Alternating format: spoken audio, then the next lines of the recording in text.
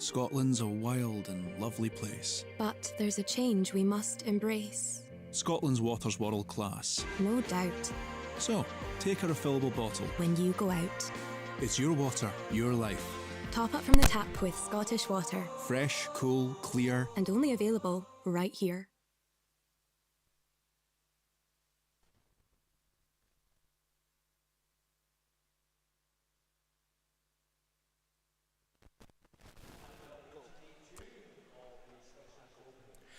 Well, very good morning. Warm welcome. And then more heats this afternoon, and our second day of finals will come along this evening. I'm Duncan McKinnell, and I'll be taking you through the programme. Me joined by my colleague Paul Noble. He's just putting his microphone on at the moment, so good morning, Paul. Hello, Duncan. Sorry, I was having a bit of a chat there. No, that's a change. We were on.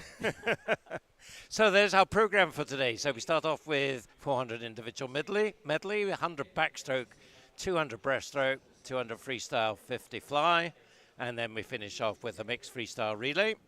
So lots and lots of exciting things to come. We've got some of our stars on their way to Paris for both Olympics and Paralympics. Will be performing today. We have the likes of Katie Shanahan coming up in that 400 individual medley, so that's going to be exciting. So lots of things. Duncan Scott, 2 gold medals yesterday. So we're expecting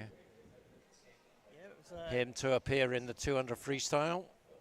Yeah, good night for Duncan last night. Yeah, excellent stuff from him, 2 golds, and we saw a couple of the swimmers as well. We saw Katie Shanahan, she'll be on again. She's another one of the Olympic team members, so we'll watch out for Katie today. Jack McMillan as well, who went up against Duncan yesterday in the 100. They'll be going at the 200. Should be a good race. Yep, and the multi-classifications. So we saw Maisie Summers-Newton in very fine form yesterday in breaststroke and individual medley, and she's doing backstroke this morning. How's that going to go for her? It's not a big event for Maisie. It's the breaststroke and the IM. The 2 races from yesterday were big events. That's the ones where she's trying to retain her Paralympic title. So, but she's a good IMer. She needs that backstroke for the IM. So that's what will be the target for Maisie. And it's not been her strongest part of the IM, the backstroke, but it's certainly improving. And if she can get under 130 this morning, that'll be an excellent time for her. Yeah, so it looks like the swimmers are just about there for our first heat of 400 individual medley. They are at the blocks. We're preferring to have a nice look at one of our excellent technical officials. There is the diving pool that acts as a backing pool.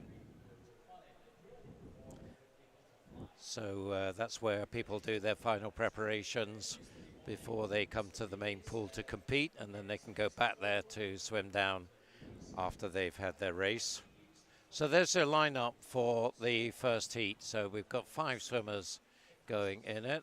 They are Lewis Maxwell Pauls from Warrender, Jamie Hay of Geary, Thomas Laws of Derwent Side, Edward Mills from Highland, and Nicodem Trojna of Heart of Midlothian. So they are at the blocks. They've not yet been whistled to call to order, but this will be the first of 5 heats. You can see there 1/5, so that indicates how many heats there are going to be this morning. And this is the first of them. Did pretty well in terms of time last night. We're just waiting for the time for the appointed start time for this event to get underway. We did pretty well last night, didn't we? For Yeah, time? I think Apart we did. From the block malfunction right towards the end. Right, wash your mouth out. That's not going to happen today. Right, the whistle has gone, and the swimmers are onto the block, so we are all set to go. As I said, the 5 swimmers all there, and away they go. So just run through them again. Lewis Maxwell Pauls is at the bottom of your screen, then Jamie Hay, Thomas Laws, Edward Mills, Nicodem Trojna. Great start from Lewis. He's really taking it out strongly. Also going well in lane 5 is Edward Mills. So those two, of course, different skills in different strokes. So then the joy of 400 IM is you're never quite sure what's going to happen until you get right towards the end, particularly for 400s. But 30.53, 4/10 advantage for Lewis over Edward Mills in lane 5. Edward had a good day yesterday, had some excellent swims. In fact, so did the Highland team generally. They're up and coming team now from the north. Yeah, the joy of 400 IM is not a phrase you hear that often, really, Duncan. But yeah, I know what you mean. It's excellent. You see the lead in the race. It can vary as we go along the particular strokes. Watch out for the breaststrokers as well, especially in this 400. The breaststrokers can really make up ground on the leaders if they are behind the field. So yeah, it's an exciting one for us to watch, but it's an absolutely brutal event, isn't it? Yeah, better to talk about it than to do it. Edward Mills had a really good second half of his butterfly, and he's just got the edge now in lane 5. But coming up in that yellow cap of Kiri is Jamie Hayes, so he looks like he's going to be joining the two leaders before we're done with backstroke. But Edward Mills is going to lead at the 150 turn, 1:48.59. You can see there the 40.5, that's his split for that 50 meters, that third 50.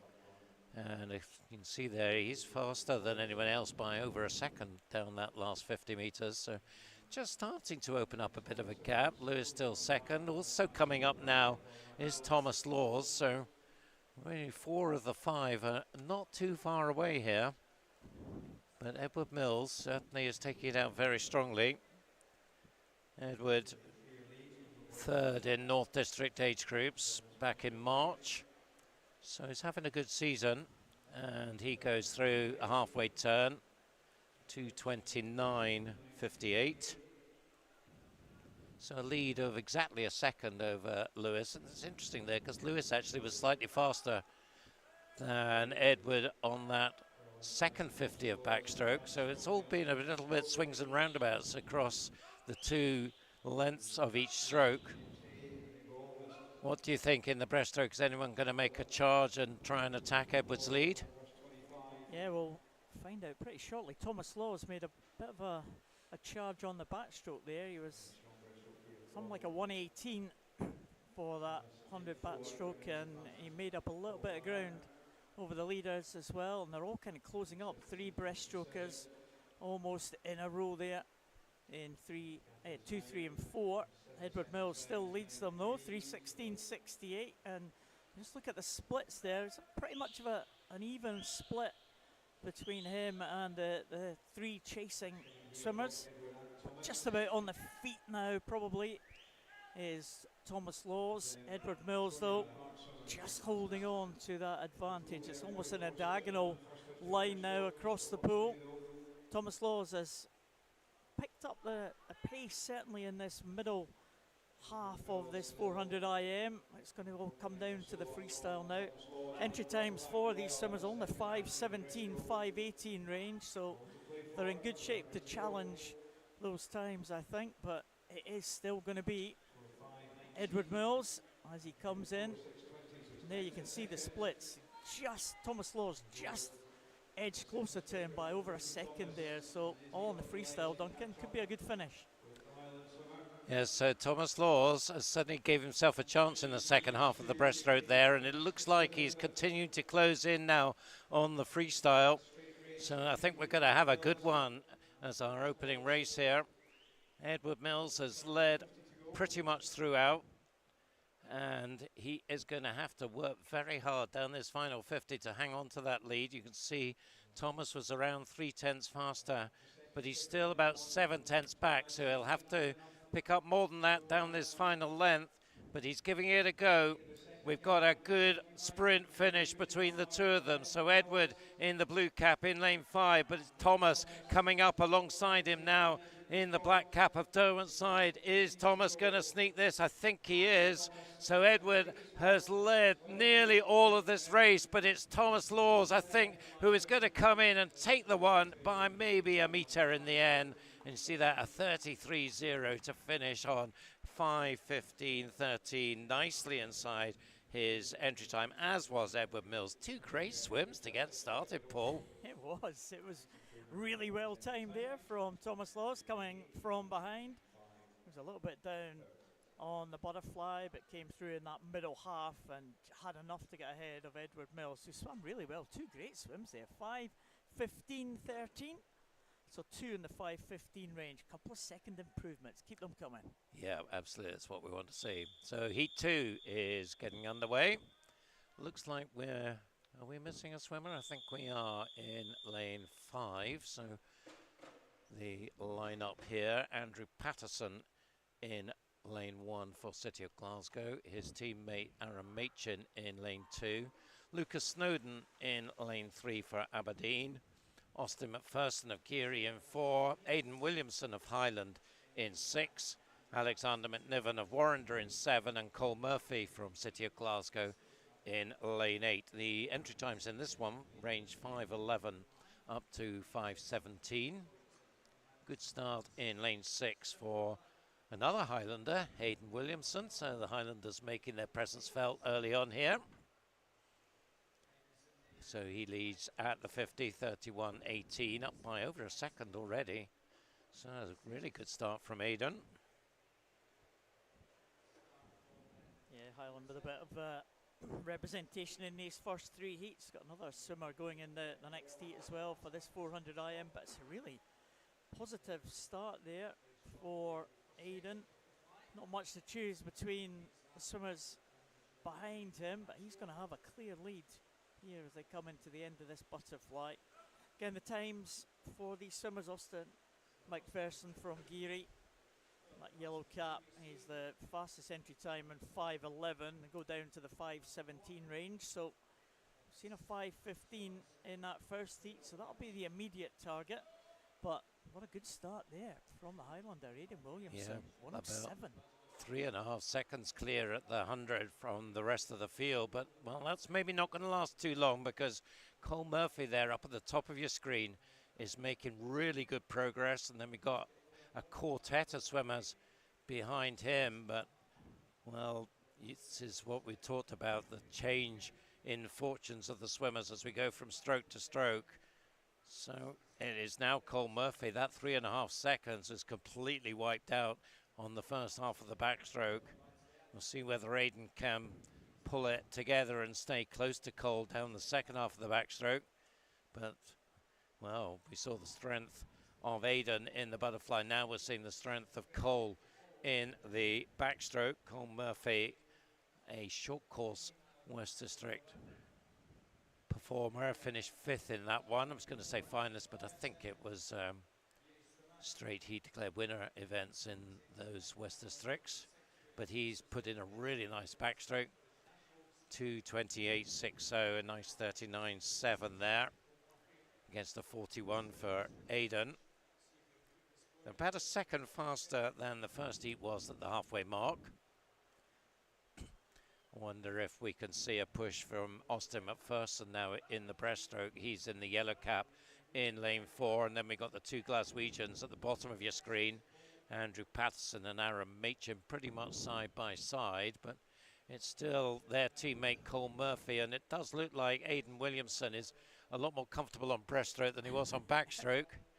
It does. It's a really kind of long stroke that he's got on that breaststroke, really stretching out at the front of the stroke. Cole Murphy, very impressive on the backstroke. He had a very, very powerful backstroke there, quite a higher turnover than we saw from Aidan Williamson. But as soon as they got onto the breaststroke, look at that. Real contrasting fortunes, isn't it, as we go from stroke to stroke here, because you know this is what we were seeing in the butterfly. You often see butterfly and breaststroke. You know, swimmers are good at both of them. I suppose butterfly does come from deep in the roots from breaststroke, so it does. Maybe there is a synergy there. Yeah, back in I don't know when it was. Was it the 50s or the 40s? You remember, Duncan? Way before my time. But it's a very good breaststroke and the butterfly for Aidan Williamson. Let's see what he is on the freestyle. Looks strong in the early stages. Who's going to be up for second? Cole Murphy still in second place, but not by much, ahead of Aaron Machin and Austin McPherson as well with that yellow cap. All to play for second, but I think first place is sewn up now. Aidan Williamson is coming into this final turn, and I think he is going to take this one comfortably. 5:12.87 his entry time, so we'll see if he can just dip under that 5:10 mark. Maybe feeling the pace very slightly, a big huge breath into that final turn, but the legs are going on this final 50, Duncan. Yeah, well, we saw a Highlander pipped at the post in the first heat at the end, but that's not going to happen this time. This has been an excellent swim from Aidan Williamson, really dominating for 3 of the 4 strokes. And, well, it's a good old race going on for second now. Cole Murphy, who is the leader at halfway, is trying his best to hold off Austin McPherson in lane 4. And that's going to be really tight as we see Aidan coming in. And 5:05.37, so excellent swim from him. He takes a 7-second improvement on his entry time. It was Austin McPherson who came through. Cole Murphy just maybe running out of legs at the end there because Aaron Machin also got past him. So 2 lots of 5:14s, Austin and Aaron. And just behind them was Cole Murphy. But Cole's still inside his entry time, so he'll be happy enough with that, I think. Aaron Machin as well, just sneaking inside his. But what a good swim there from the Highlander. Aidan Williamson really taking it out strong there. Big, big improvement on his entry time. Yeah, great stuff from Aidan Williamson in Heat 2, and that is a good target for Heat 3 to come now, because all these swimmers in the low 5-minute range. Daniel Haight is closest to us in lane 1 from West Lothian. Sam Ross from Warren-de-Bass in at lane number 2. James Kilpatrick from Carnegie in 3.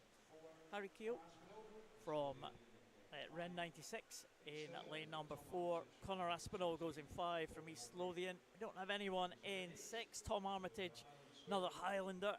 He goes in lane number 7. Calder Murphy from Carnegie, second Carnegie swimmer, goes in lane number 8. So another Highlander in this one. Tom Armitage is going to keep up the good record of his teammates in the previous 2 heats. He goes up 1 lane from the top in lane number 7, but it is lane number 3 that just below those 2 yellow marked lanes, which are 4 and 5. James Kilpatrick from Carnegie, that familiar black and white cap from the Carnegie team from Dunfermline.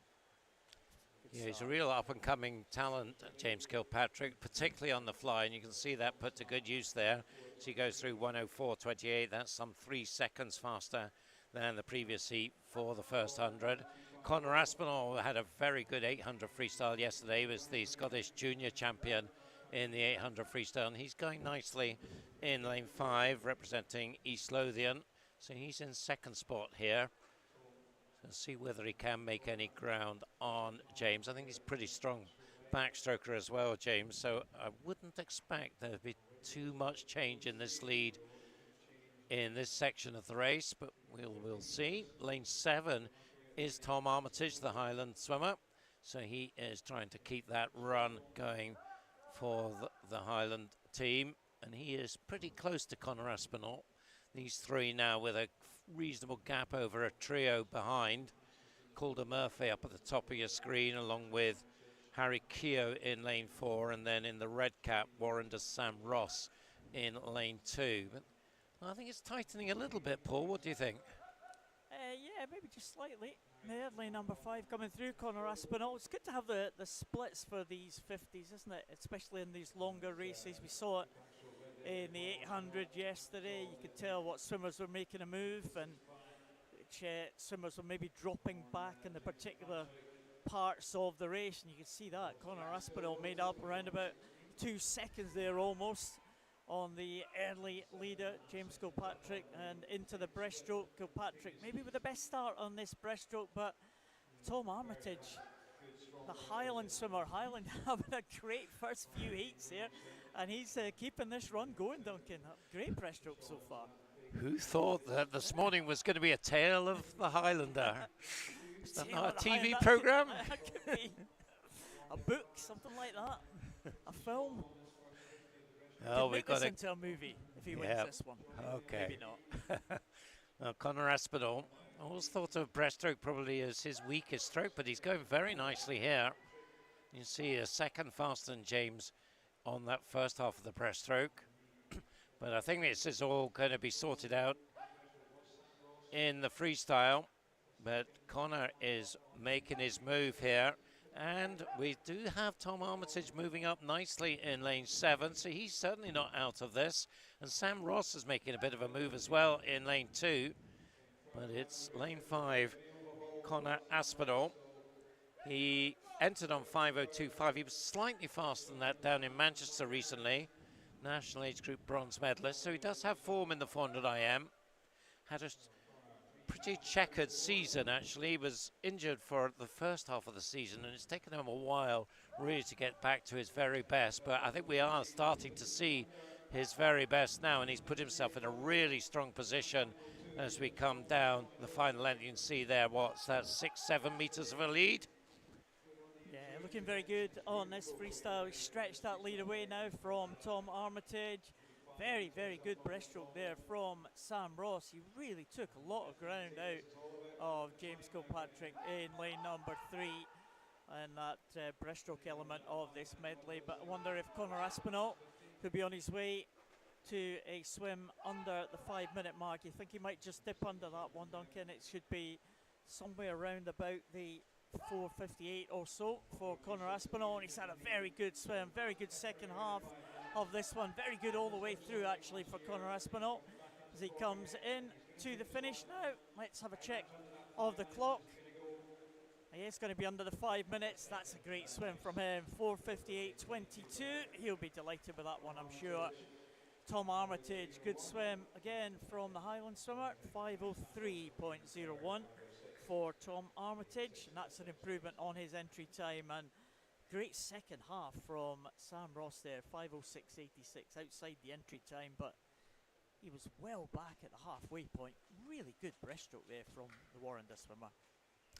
Yep, so nice stuff. And you called it there, Paul, 4:58. And yeah, what did he come in at? 4:58. You got a real professional on your commentary today, gentlemen, and I'm not talking about myself. This is live. We're not doing this recorded, no. So heat number 4, ready to go. The first of the 2 cycle-seeded heats. We have 2 cycle-seeded heats in the 400s. So the lineup: South Lanarkshire's Tyler Stewart in lane 1. Benjamin Beale, who had a fantastic 200 fly last night. He goes for Derwentside in lane 2. Fraser Tetlow of Geary in 3. Then 2 from Stirling University. Angus Allison in 4. Andrew Bertoli in 5. Scott Fleming for South Lanarkshire in 6. Taylor Sinclair of Elgin in 7. And Guy Pelosi of Kingston in 8. No Highlanders, Paul. No Highlanders for a change. I don't think we've got anyone in 8 either, actually. Guy Pelosi not taking the start in lane number 8. So that's 7 swimmers taking this one. And we're in the seeded heats, cyclically seeded heats, Duncan. Just 2 cyclically seeded heats here for the 400 individual medley. And in the centre, well, as you would expect, is one of the favourites to take the title tonight. Angus Allison, Andrew Bertoli, 2 from Stirling University. And we saw Andrew Bertoli yesterday as well have a decent swim in the final. Fraser Tetlow is the 3rd ranked swimmer, just ahead of Scott Fleming. But at the moment, it looks like the centre lanes are going through there, 4, 5 and 6. But you would think, Duncan, of course you've got heats this afternoon, but you think it'd be pretty comfortable qualification for these guys in the centre lanes. Although, you know, you don't want to be lying in 4th place, do you? Top 3 would probably be the target for these guys. Yes, you would think so. I don't think anybody made it through into the finals from yesterday afternoon swims, so it is a huge ask to do that in this quality of meet. But Angus Allison is being challenged now by Scott Fleming, who's having a really good season, Scott, from South Lanarkshire. But now it's Andrew Bertoli who's just moved up into the lead, so he is showing some strong form here.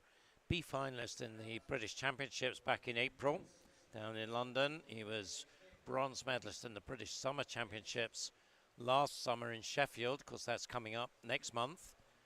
So looking forward to that. That's always a real highlight of the swimming season for the top age group. So 2:15.25, the halfway mark. You see a 34 point for Andrew.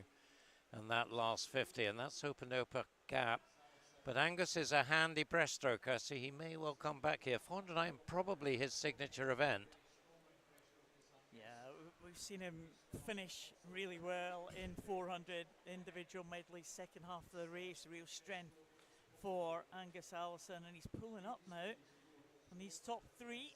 Scott Fleming at the top of those two yellow marked lanes, Andrew Bertoli in the middle, and Angus Allison in third spot there. In fact, Angus Allison into second place as they go through ahead of Scott Fleming now. Benjamin Beale down in lane number 2. He's in fourth position, but he's some way behind the leaders now, maybe about 6 seconds down. And he's getting challenged now from Fraser Tetlow. Just alongside him, Tetlow and Beale having that little bit of a tussle there at the bottom of the pool. That could be an important one when they come to get to the final as well. And Taylor Sinclair out there in lane number 7. And also Tyler Stewart as well as they come into the end of the breaststroke. But Andrew Bertoli sang on pretty well. Angus Allison just dropping back by around about a second or so, and Scott Fleming second or so back as well. But the top three, I think, should be comfortably into that final, Duncan. Yes, it certainly looks that way, doesn't it? Particularly the two Stirling University guys. They're comfortable now. If they wish to, they could choose to just ease back a little bit now and comfortable in the knowledge they've done the work. And I think that's what Andrew Bertoli is doing, and he just won't be too bothered that Angus Allison is coming up close to him now as we go to the final turn. There is just, 7/10 between them as they turn for home. Scott Fleming will be comfortable. And this race for fourth, as you said, this could be important for getting into the A final. So we'll watch them as they come back, just out of screen at the moment. But it's going to be Bertoli. He obviously does not want Angus to go past him. So it's going to be Andrew Bertoli, Angus Allison, Scott Fleming, your 1, 2, 3, as Andrew Bertoli leads them in 4:42.49. So I suspect that will be quite a bit faster tonight. 4:44 for Angus, 4:47 for Scott.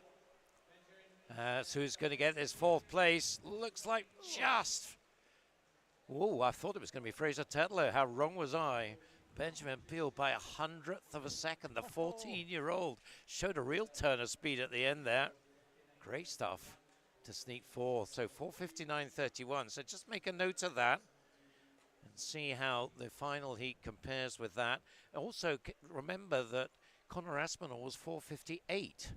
So Conor Aspinall at the moment is sitting in fourth spot. So yeah, very interesting. These guys might not be aware of that. That will catch them by surprise. They might have thought, right, 4:59, that's the time I need to beat. So we'll see how we go in this final heat. Hayden Sterling for St Thomas in 1, James Boddy of Geary in 2, Joshua Robinson of Derwentsside in 3, 2 more University of Stirling swimmers in the centre lanes. They are George Smith in 4 and Pierce Greening in 5. Again, they've got a South Lanarkshire swimmer in lane 6. This time it's Thomas Traynor. Jack Doherty-Simpson goes for City of Glasgow in 7, and Luke Littler of Derwentsside in lane 8. Nearly on swim-off territory there, Duncan. Sorry? We're nearly on swim-off territory there for that previous heat, just separated by 1/100th. That would have been an interesting one. That would have been a 400 IM swim-off. Can you imagine it? And you can't, because in a 10-lane pool, you could just sneak an extra lane in on an 8-lane final. You can't do that here. Well, George Smith, though, no nonsense from him. He's off very strongly. Really strong IMer.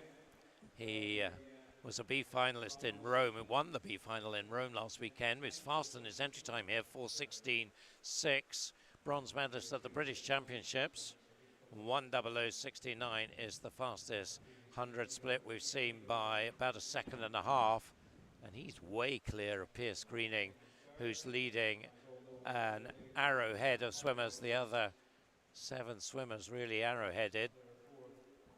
Third place, narrowly, Thomas Traynor from Joshua Robinson, and also Jack Doherty-Simpson, who's looking pretty useful in lane 7 in the backstroke. But George Smith, 36.8, and if he's got this size of a lead now, just wait till he gets the breaststroke, because that's his strength. I think he's got this one very much where he wants it to be.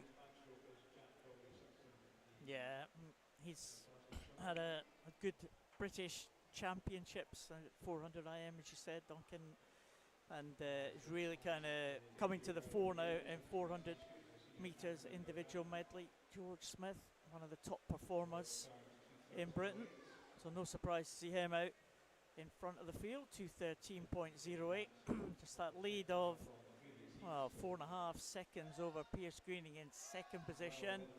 Jack Doherty-Simpson going very well, 2 lanes up from Pierce Greening in lane number 7, and Thomas Traynor in between those 2 for 4th position. See if anyone can make a move on this breaststroke. Joshua Robinson in lane number 3, but no one's going to catch George Smith in this breaststroke. We'll keep an eye on the splits as he goes through the first 50.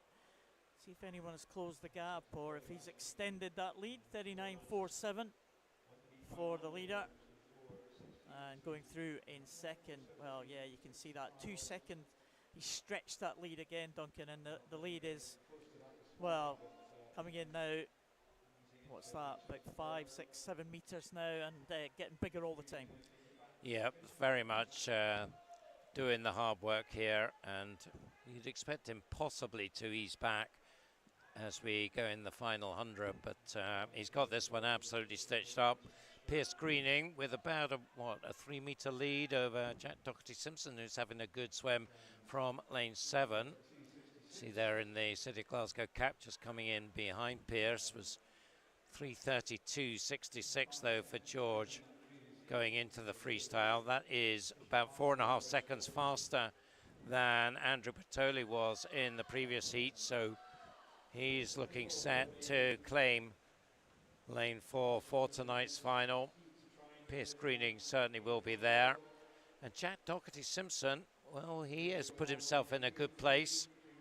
Remember, we had that 4:58 from Conor Aspinall, and then 4:59s, 2 4:59s for 4th and 5th place in the last heat. So we will check on these swims, but certainly the first 2 don't need to worry about that. So 4:42 was Andrew Bertoli's time in heat number 4. George, with 15 to go, is going to be inside that, but he is taking it pretty easy now in these last few minutes. Look at this, it's just like a swim down almost as he comes in. 4:40.86, so he will occupy lane 4 in the final, barring a miracle. 4:47, look at this. Whoa, very close. What a final 50 from these 2 sprinters there, Joshua and James. 4:52, so they'll be okay. They'll both get in the final. And I think Jack Doherty-Simpson, 4:54. Yeah, I think he might actually. That would be close, I think. I need to have a look at that. But certainly the top 4 there are safe. And Jack, well, we'll find out very shortly where he is placed, either 8th or 9th, I think. In fact, it is 8th. I've just seen the results come up. 4:54.27 does put him into 8th. The reserves for the A final, Thomas Traynor and then Conor Aspinall. So they'll, of course, we have B finals, so they'll both get swims there. Now you can see the 9th to 16th, and Tyler and Taylor, the 2 reserves. Of course, there may be withdrawals, so you never know, they may get a chance for a swim as we scroll through the remaining swimmers. So, some really good 400 IMs from the men. Now see what the females can put up. Yeah, it was interesting. Those ones, the last heat was a very fast heat there. 5 swimmers making it into the final from that last heat. Maybe keeping an eye on the heats before, but yeah, certainly quality was certainly there in that final heat. And as the first heat of the female event is about to start now, we have, well, just the 3 swimmers. This swimming we're due to have 4, but we do have the 3, Ciara Gregg from Fauldhouse, Lula Milne from City of Glasgow, and her teammate from City of Glasgow is Abby McMillan. So 2 City of Glasgow swimmers there. 13-year-old Lula Milne in the middle of those 3 swimmers.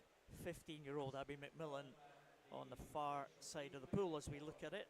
And closest to us, Ciara Gregg from Fauldhouse.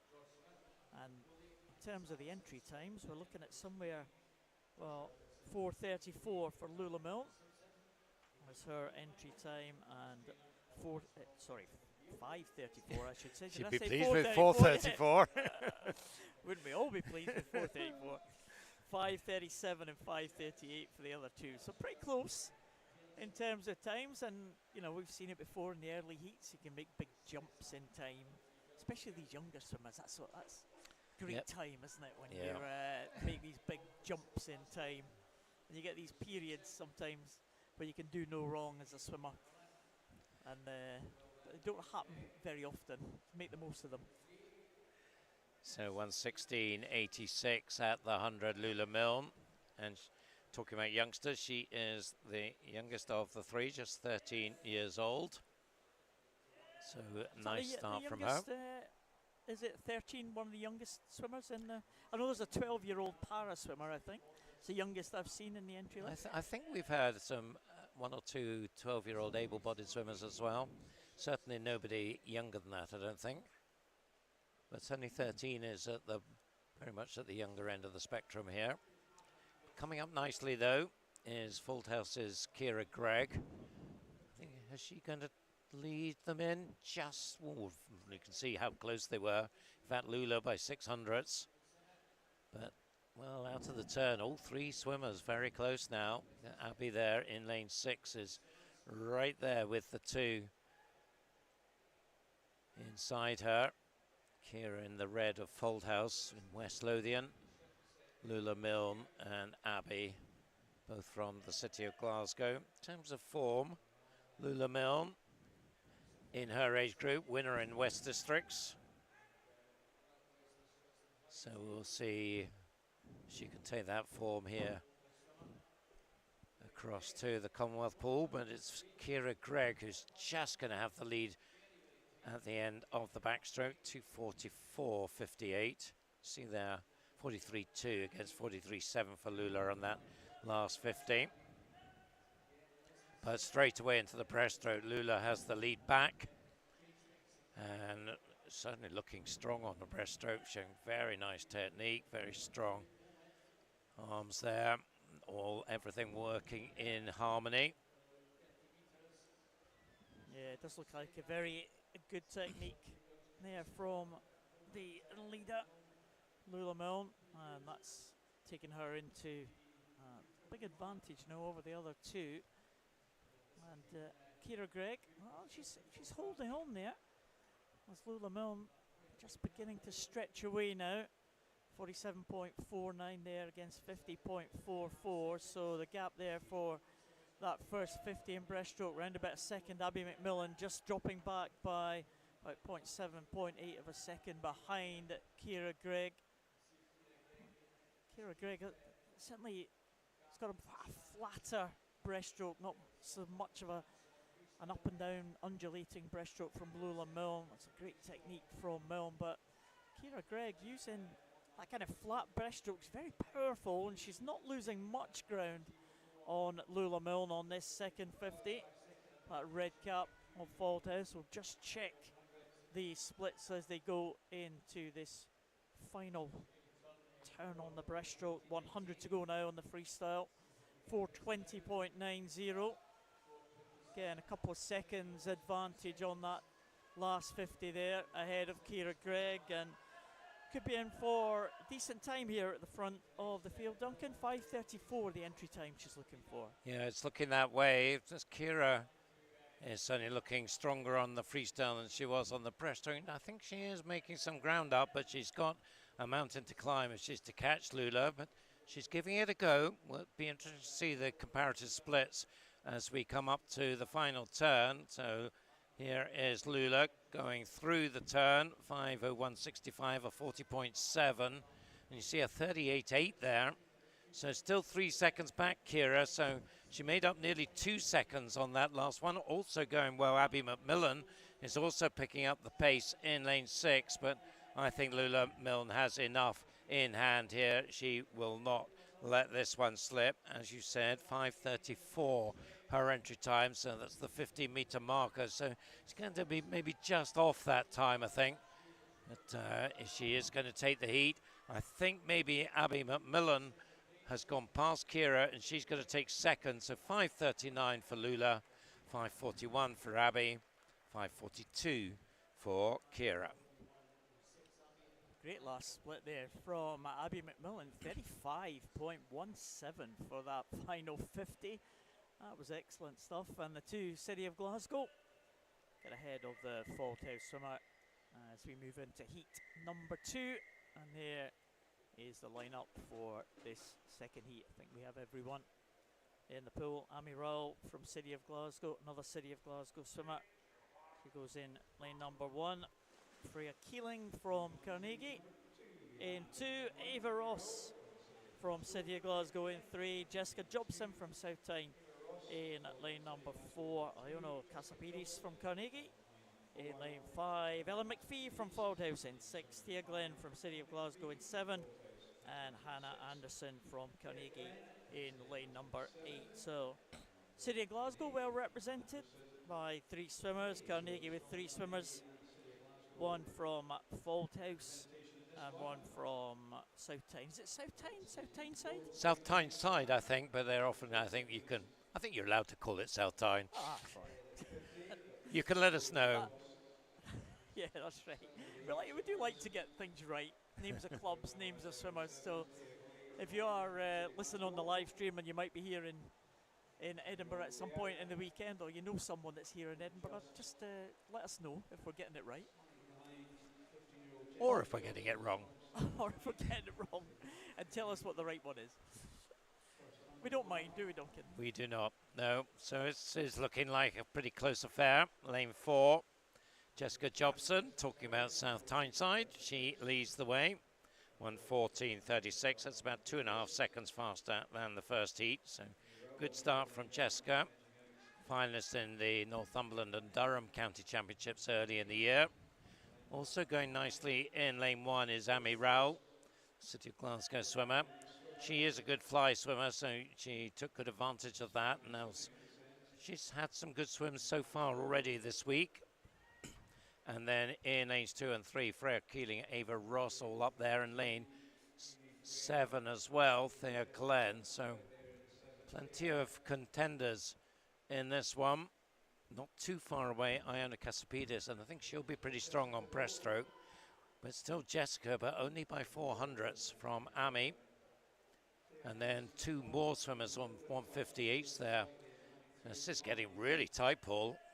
Yeah, cracking contest this. 4 swimmers all in a row. And, well, if you add Tia Glenn into the mix as well, 5 swimmers right across the pool here in contention. Casapidis is poised there if she can make a little bit of a move in lane number 5 on the breaststroke. And we go on to the halfway point, and well, thought it was going to be Amy Rowell, but she's just been pipped there by Ava Ross in the final few strokes there of that backstroke. But onto the breaststroke was a very good turn there from Ava Ross, and that's given her a little bit of an advantage now. See if any of the breaststrokers can come back, but Ava Ross looking very good here in the early stages of this breaststroke. So it's Glaswegians 1 and 2 here ahead of Freya Keeling of Carnegie. And certainly Ava is looking pretty good here in lane 3. 15-year-old, 5:29 her entry time. So let's see, interesting to see now. She goes through 3:25, a 45.6 there. And I think that's faster. Oh, it's quite a bit faster than the others. 49s and 50s for the following group. So, well, Ava is making this her own here. We were talking just 100 meters ago about how tight it was. Well, it ain't tight now. And right from that very first stroke on the breaststroke, she came out of that turn from back to breast like lightning, and she was away, and she's away and clear now. It's very close for second though. And coming back, Tia Glenn maybe coming back into contention for second place now. Freya Keeling, Amy Rowell, but no doubt about who's dominated that breaststroke. What a good breaststroke leg there from Ava Ross. 46.40. She didn't tie up too much on that second 50 either. Look at that. Good couple of seconds advantage over anyone else who's swimming breaststroke in that particular. And she's looking pretty comfortable on the freestyle as well, so she'll be wanting to push every last ounce into this as the race really hots up behind her for second place. Don't really get a good view of that at the moment, but we'll see them, I'm sure, as they go round the turn. It's Ava with 50 to go, 450.3. That was a 38 high, so we're looking, what, 5:28, something in that order. Ava entered 5:29, so hopefully she can get inside that.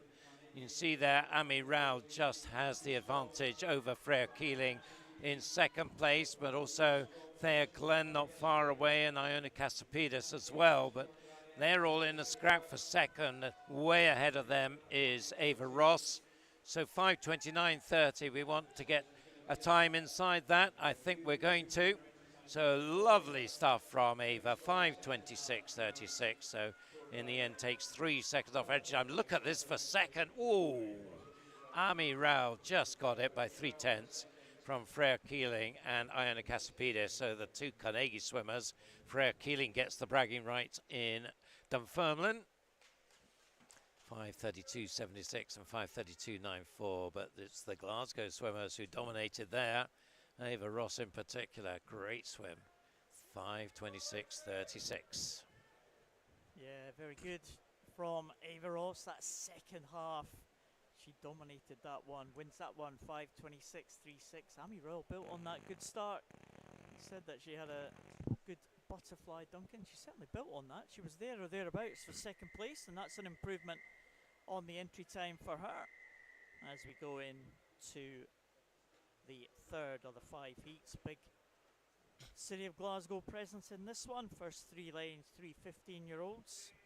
Ella Cunningham, Gina Wren and Olivia Caldwell, all City of Glasgow. Abby Whitfield from Derwent side goes in at lane number 4. Lexi Lamont from Aberdeen in lane 5, off to a good start. Natalie Cooper from Warrender Baths goes in lane number 6, that familiar red cap of Warrender. Rebecca Somerville, Ren 96 in lane number 7, and Millie Searle from Geary on the outside lane right up there at the top. It does look like it might be Lexi Lamont and Natalie Cooper into the wall first. There we go, 33.62 and 33.87. With Gina Wren, the best of the City of Glasgow, best of the Blue Caps, closest to us. That was a very nice turn from Gina Wren. She really picked up probably a metre or so on her teammate in lane 3 in that turn. We'll keep an eye on her turns and see whether that is a feature. Of course, the turns, particularly as you go from stroke to stroke, they're really vital in a 400 IM, aren't they? That you can win or lose quite a bit if you really execute your turns well or badly.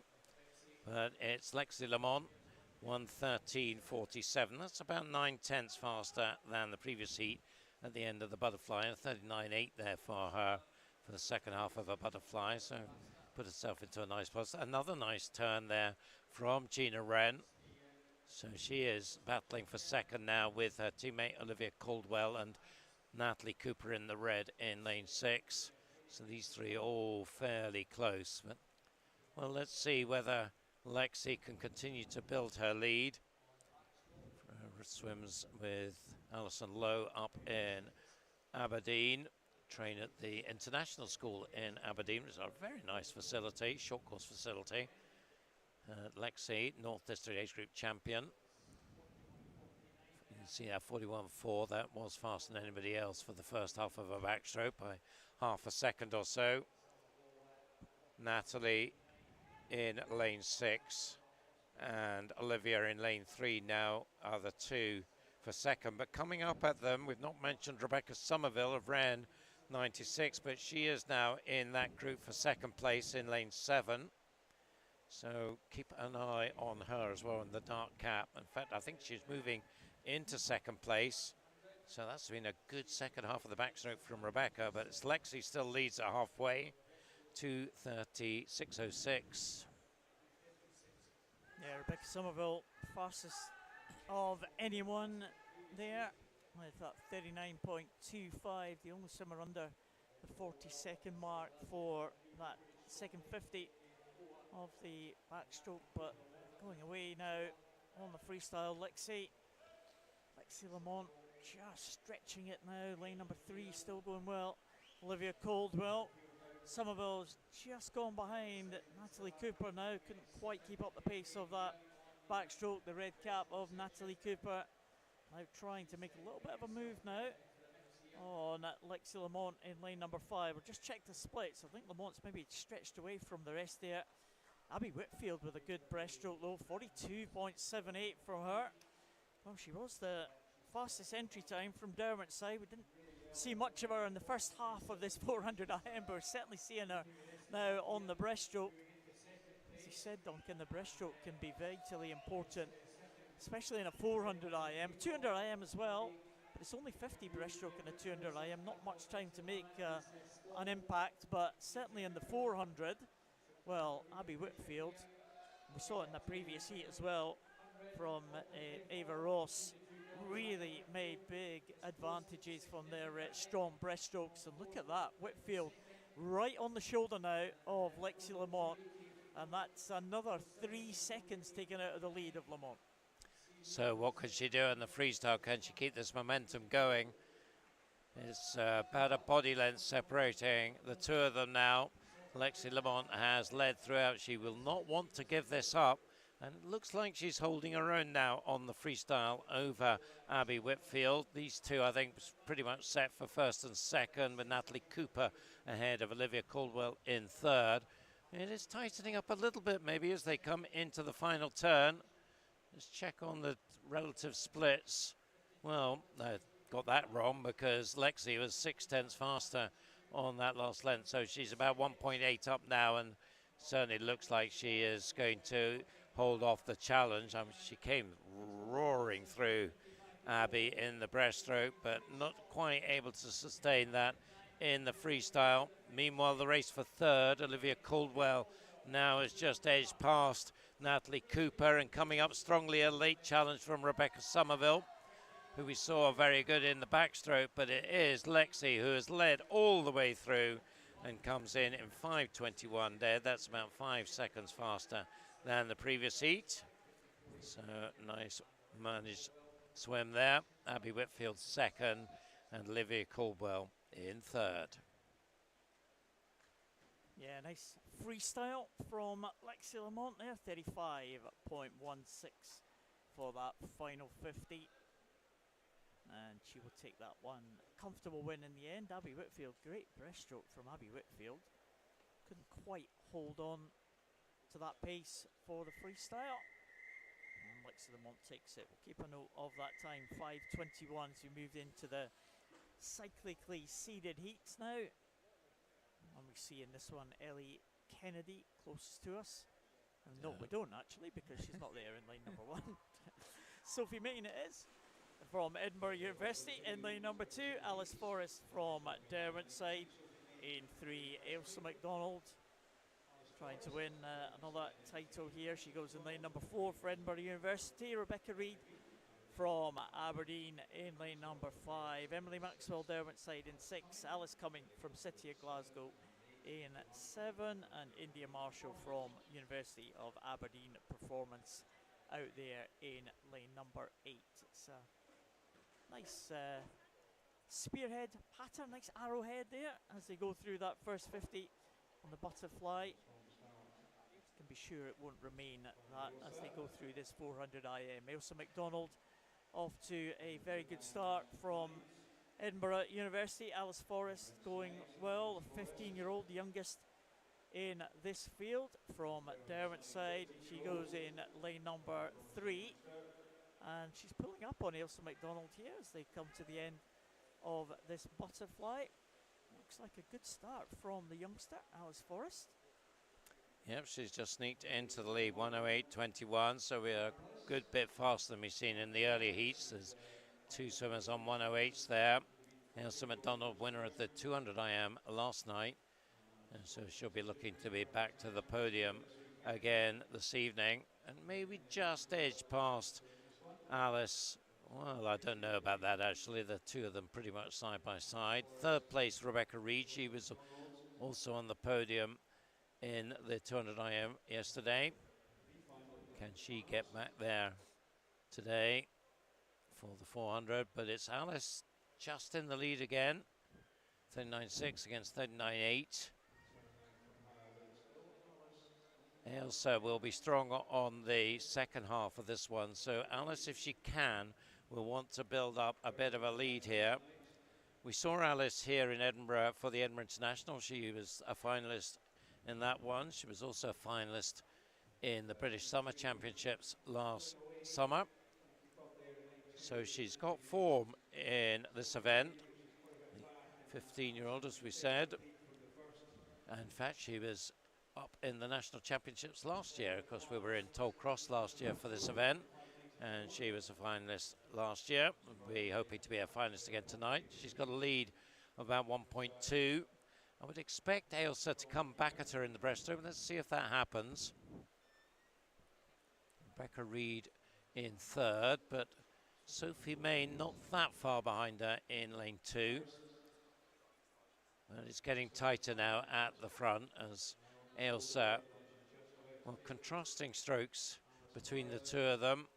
Ailsa, I suppose it's real classic distance breaststroker, really, that long, even stroke. Sort of think of Ross Murdoch and his stroke and the 200 breaststroke. And she has got into the lead, 309.58, and nice turn as well. I always think the breaststroke, when you compare the kind of techniques of the 100 and the 200 breaststrokers, if you look at the other strokes, you know, your freestylers, well, maybe the 50 slightly different for the freestylers, but you know, the butterfly, the techniques pretty similar, the freestyle is pretty similar, backstroke is pretty similar, but breaststroke, it just seems like a difference, a big difference in the techniques between the 100 and the 200 breaststrokers, isn't it? Yeah, it's just finding that rhythm that's sustainable over the longer distance, and Ailsa, I think, has done that nicely. A 42 point for her second half of the breaststroke against a 45 for Alice, so that's put Ailsa in a strong position here. Alice, I don't think, has to worry too much. It's a strong second place, so you would think she will be comfortable for a spot in the A final here. We'll need to keep an eye on Rebecca Reed's time, though, in third place, because she's quite a long way back from the leading two. But she herself now has a decent lead over Sophie Main in fourth place. So again, those third, fourth places are left wondering for a few minutes until they see what happens in the final heat. We saw 5 from the final heat, and the men make it into that final, so they'll know what they have to do. But it's all getting a little bit stretched out at the front of the field now. Ailsa MacDonald is going to be comfortably home in front. Alice Forrest is certainly pulling up and maybe trying to get a decent time for her. 5:03 the entry time for Alice Forrest. She's not going to be far away from that, maybe just outside. Ailsa MacDonald in 5:02. Alice Forrest 5:04.83, so just a second or so outside her entry time. Rebecca Reed is in 5:13, and a decent finish there from Sophie Main, 5:16.52. So that will give her a chance of making it into that top 8. I think those top 4 looking good at the minute, but there's some fast swimmers here in this final heat to come. So just keep an eye on those times. Duncan 5:13 and 5:16 for third and fourth position. And here's the lineup for the final heat.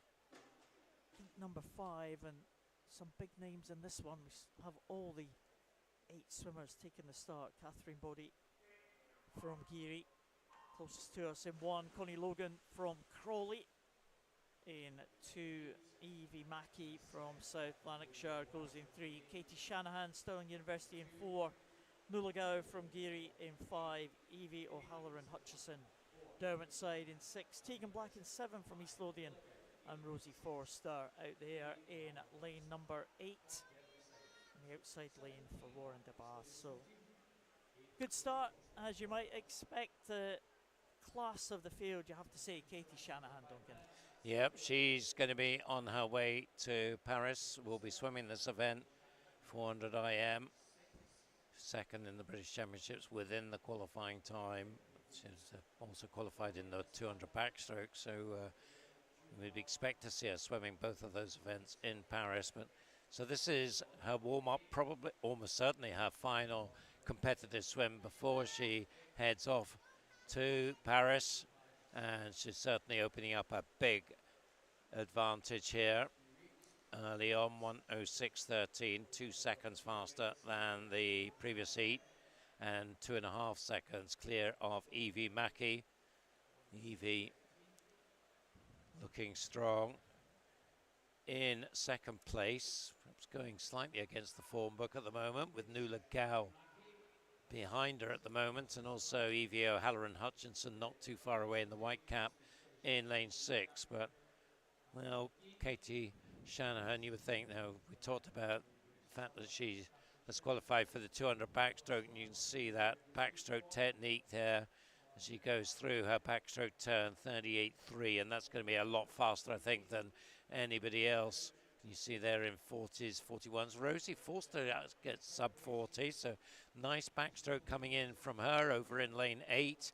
She's moving up very nicely there in that group, all tussling for second. But, well, Katie, I think will just be looking very easy here, taking it control. She'll be wanting to put in a strong performance tonight, but this, I think, is about claiming lane 4 for tonight's final. 2:22.04 is nearly 4 seconds faster than we had in the previous heat. I think it was Alice Finley at that point, although of course it became Ailsa MacDonald once we got into the breaststroke.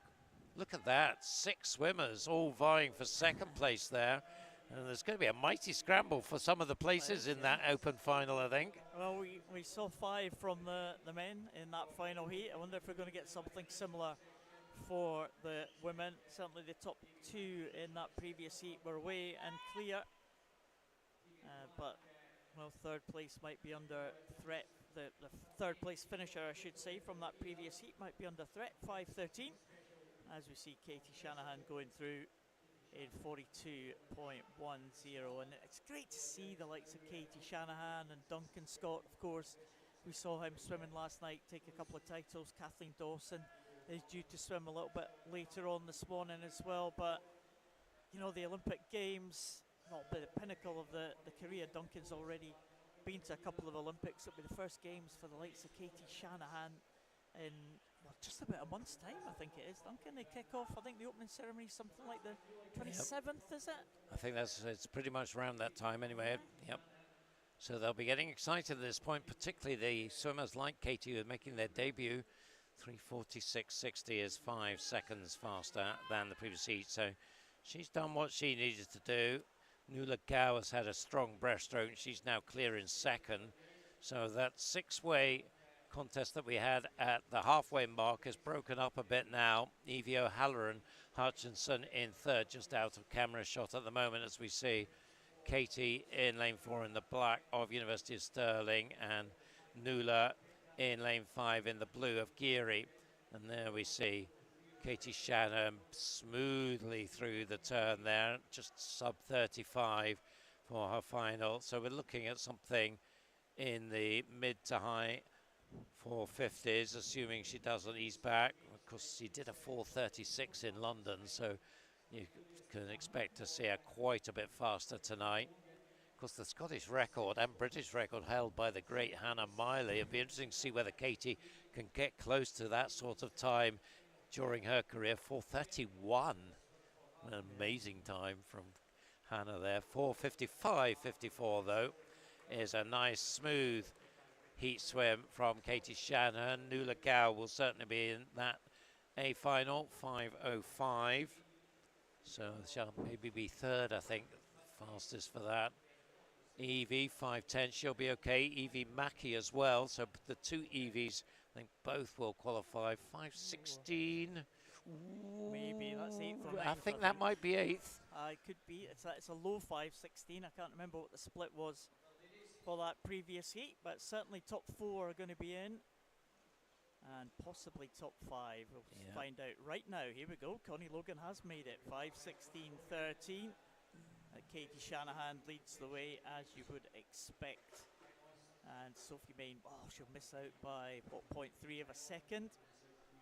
And there is the next 8 who will be taking up their places in the B final. And Abby Whitfield just missing in our B final. She will be one of the reserves. That great breaststroke we saw from Abby Whitfield, pushing her into that reserve position for the B final. So it must be a bit of an advantage being in that final heat compared with the second last heat when these 200s, two cycle-seeded heats. You just know what you've got to do. And yeah, pretty much, I think. That's how it's proved anyway. We saw some fast swims there in those last 2 heats, the men's heat of the 400 IM, the women's heat of the 400 IM as well. Some good qualifiers. So first appearance of our para swimmers this morning. They've had a late morning start. They could have had a bit of a lie-in this morning. I did see them earlier actually in the warm-up, so it's good representation from the swimmers from south of the border. And we have one Scot in this one, that's Declan Castles, who is closest to us in the blue cap of South Lanarkshire. We have one from the England Talent Programme, Thomas Navarro-Barber. He goes in lane number 4. And Bruce D goes in lane number 5. Bruce D from Northampton. He is another swimmer who will be on his way to Paris this summer. Bruce D will be making his debut in the GB team at the Paris Paralympics. Said the Olympics were almost exactly a month away. The Paralympics are exactly 2 months away. So I think the opening ceremony for the Paralympics, something like the 28th of August, I think. First day of swimming is the 29th. So Bruce D will be in that Paris team for the GB team, so it'll be good to see for him. Different classifications, of course, in para swimming. It was S1 to S10 for those swimmers with a physical impairment. And the times for these swimmers will be compared against the standard time for their own classification. Roughly equivalent to a world record time. Will be converted into points, so if you swim a world record time, you'll be awarded 1,000 points. So Thomas Navarro-Barber swims in the S9 classifications, a swimmer with a minimal physical impairment. Bruce D, swimmer short stature, he swims in the S6 class, so he's behind Thomas Navarro-Barber there in terms of time. But when we see the points, I would expect Bruce D to be top on the points total. So 126 for Bruce D. That's a good time from him. He'll be pleased with that one. It's a good individual medley swimmer, good breaststroker, Bruce D. That's the 2 events he'll be doing in Paris. So yeah, 2 good times there. Thomas and Bruce both very there or thereabouts on their entry times. So we can see there, all from the England Talent Programme in the second heat. Alfie Penfold, who is an S13, so partially sighted swimmer. Aidan Stanbrook, an S10, so physical disability for him. Zach Sturgis, also S10. Kieran Williams goes next to him. He is S10 as well, so those 3 on a straight fight. Ryan Potter, S14, intellectual impairment in lane 5. Jacob Wood, S9, and Lewis Jones, also an S9. They go in lane 6 and 7. So slightly more physical impairment compared with the S10s. So the entry times, we've got a couple of swimmers on the 108s down to 118, as Paul said. The times will be converted to points.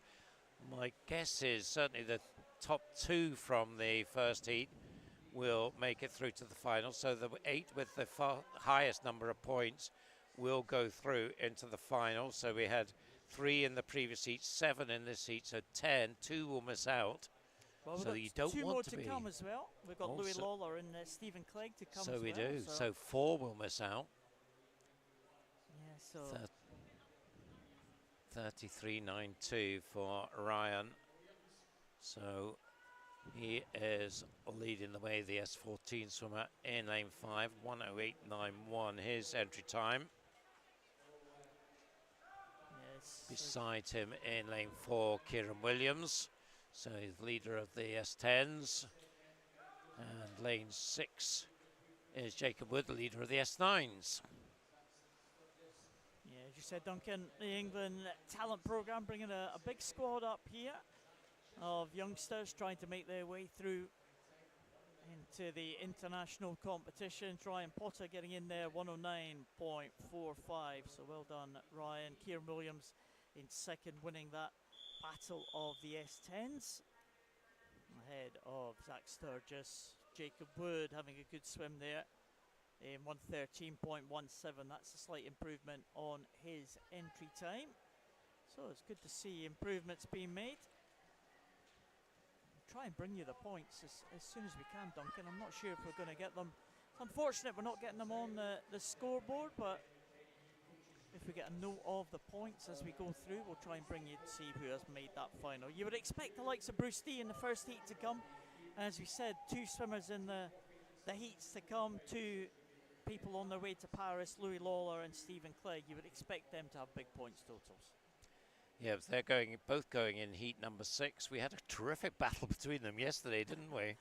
Yeah, in the 100 free, yeah, very good swim.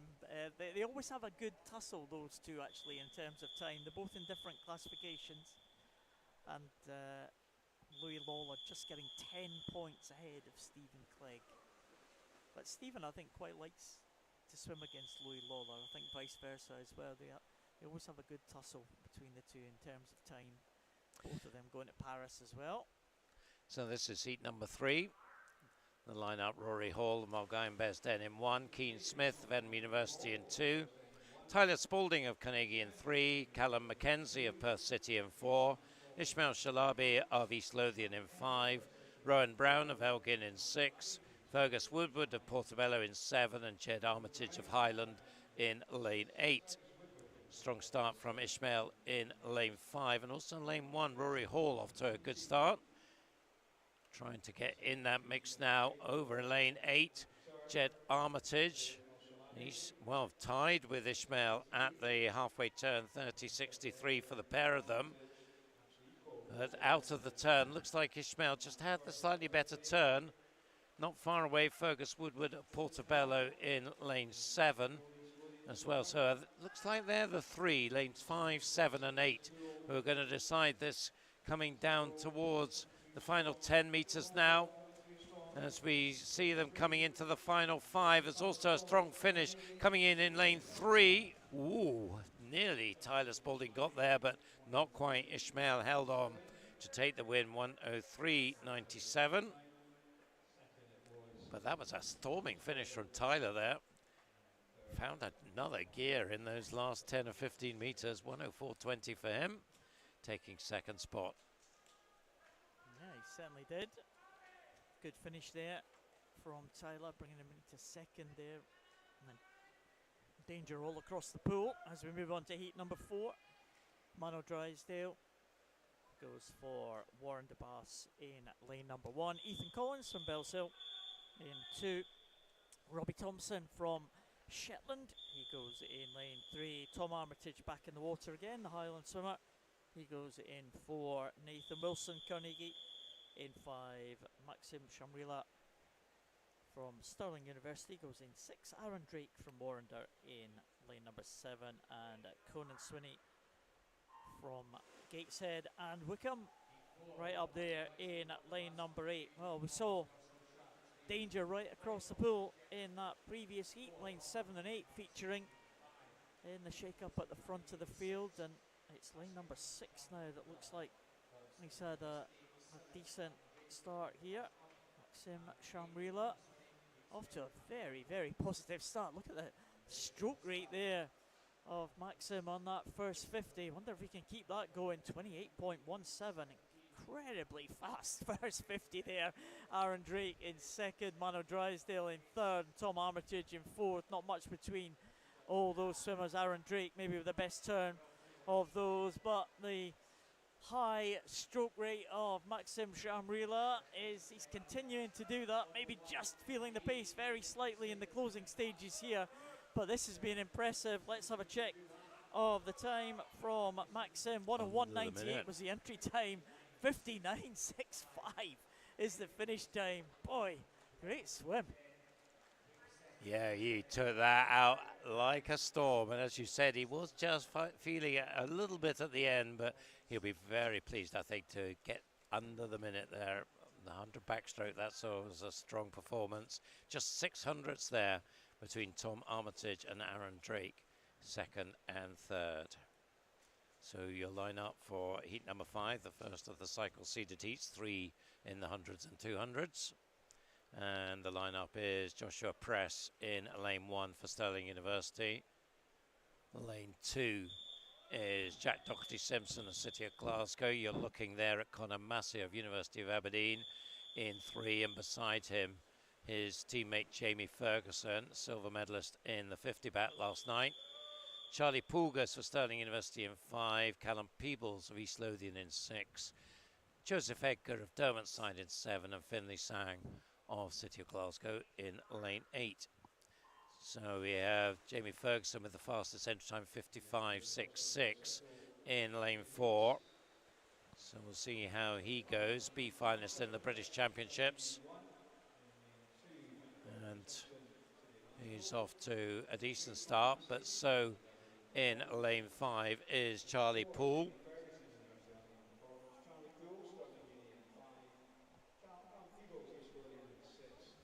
So through the turn, Jamie Ferguson, 27.66.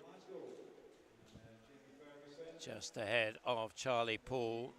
And also in the mix, Conor Massey in 3 and Josh Press in lane 1. But it's going to be Jamie Ferguson who will lead them in, member of the Scottish senior team. And he's looked pretty strong, certainly looked strong yesterday in the 50, and very aggressive into the wall there, 56.91. So that's within a second or so of his entry time. I think he'll be pretty happy with that for a heat swim. Charlie Poole second, Conor Massey third, and Joshua Press also under the minute there. So we now have 5 swimmers under the minute. I think he'll certainly need to get there, well under the minute for the A final, and probably there or thereabouts for the B final as well.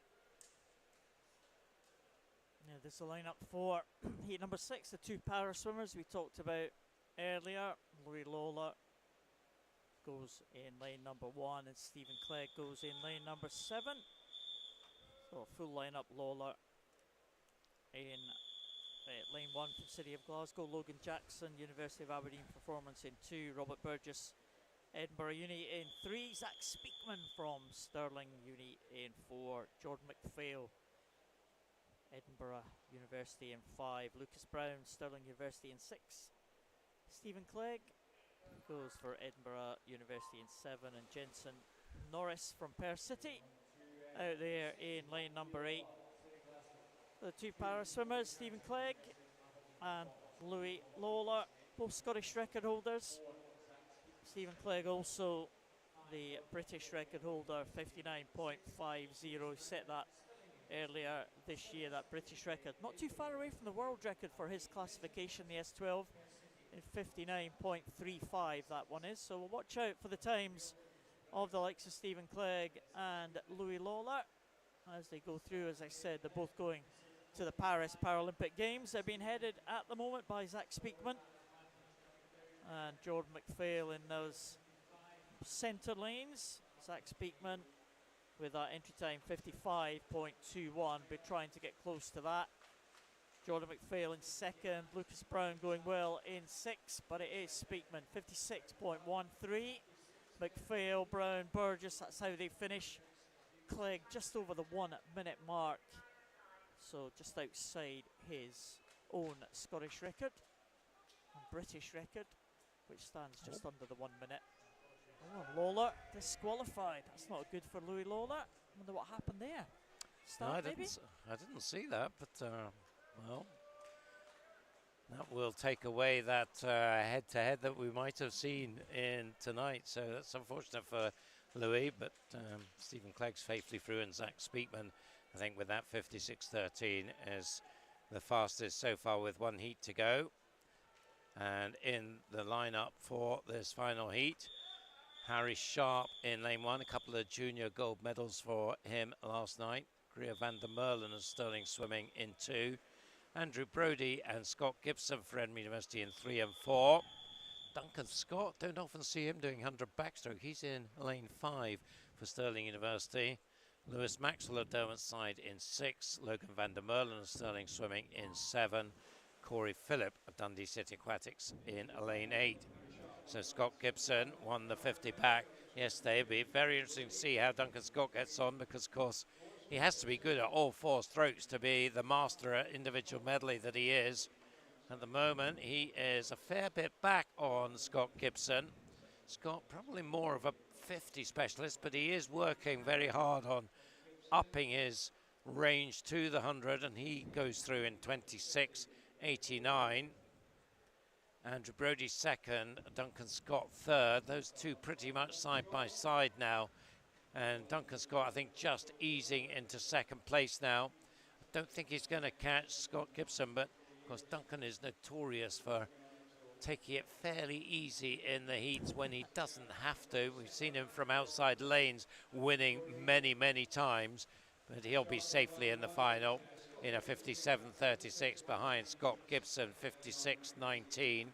But it will be Zach Speakman, in fact, will have lane 4, 56.13 from heat 6. But Scott and Duncan will be there. Lewis Maxwell, 58.64. Andrew Brodie, 58.7.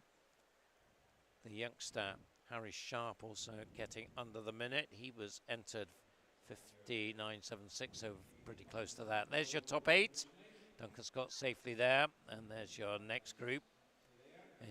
Well, Stephen Clegg will actually go into the para-final, so let's see who's 17th, and we'll sneak through. Jack Doherty-Simpson will just take that last spot in the B final. So 60 points to make that B final.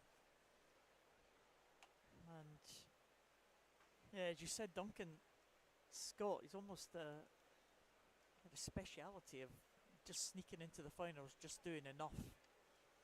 But I always feel there's always somebody that tries to do that and misses out on a big race. I can see it all the time at the major championships and the national championships. Someone tries to get into the final and maybe just do enough and then misses out. But Duncan seems to be the master at it. I don't remember ever him missing out on a big final.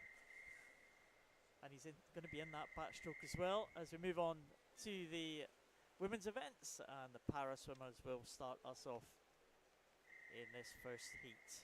Ella Williams, S13 swimmer with a visual impairment. She goes in lane number 3. Maisie Summers-Newton, we saw her yesterday with some excellent swims. She swims in the S6 classification. And Jenny Hunter, I think it's going to be from Mid-Sussex, going in at lane number 6. So no Abigail Wickens. We saw Abigail Wickens yesterday, so surprised not to see her take the start of this 100 metres backstroke. There's another full heat of para swimmers to come after this one.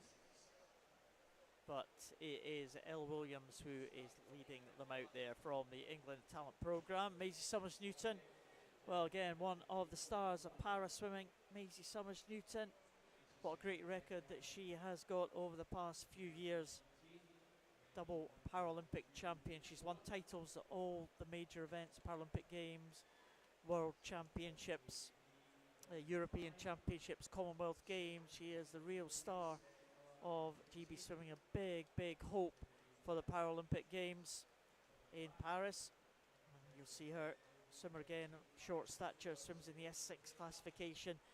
Again, almost like Duncan Scott, she's a very good individual medley swimmer, but not renowned as a backstroker, but she has to be strong on the backstroke for that individual medley. She's coming up alongside Ella Williams now. It's a long-standing British record actually for Maisie Summers-Newton's class, held by Nairi Kindred from way back in London Paralympic Games in 2012. So said Maisie would be quite happy to get under the 130 mark, and she's done that. 129.79 for Maisie Summers-Newton, just outside her entry time. Ella Williams 130.30. Saw Ella swim at the British Junior Championships in Coventry just a few weeks ago, and she had a good championships then. She's following that one up.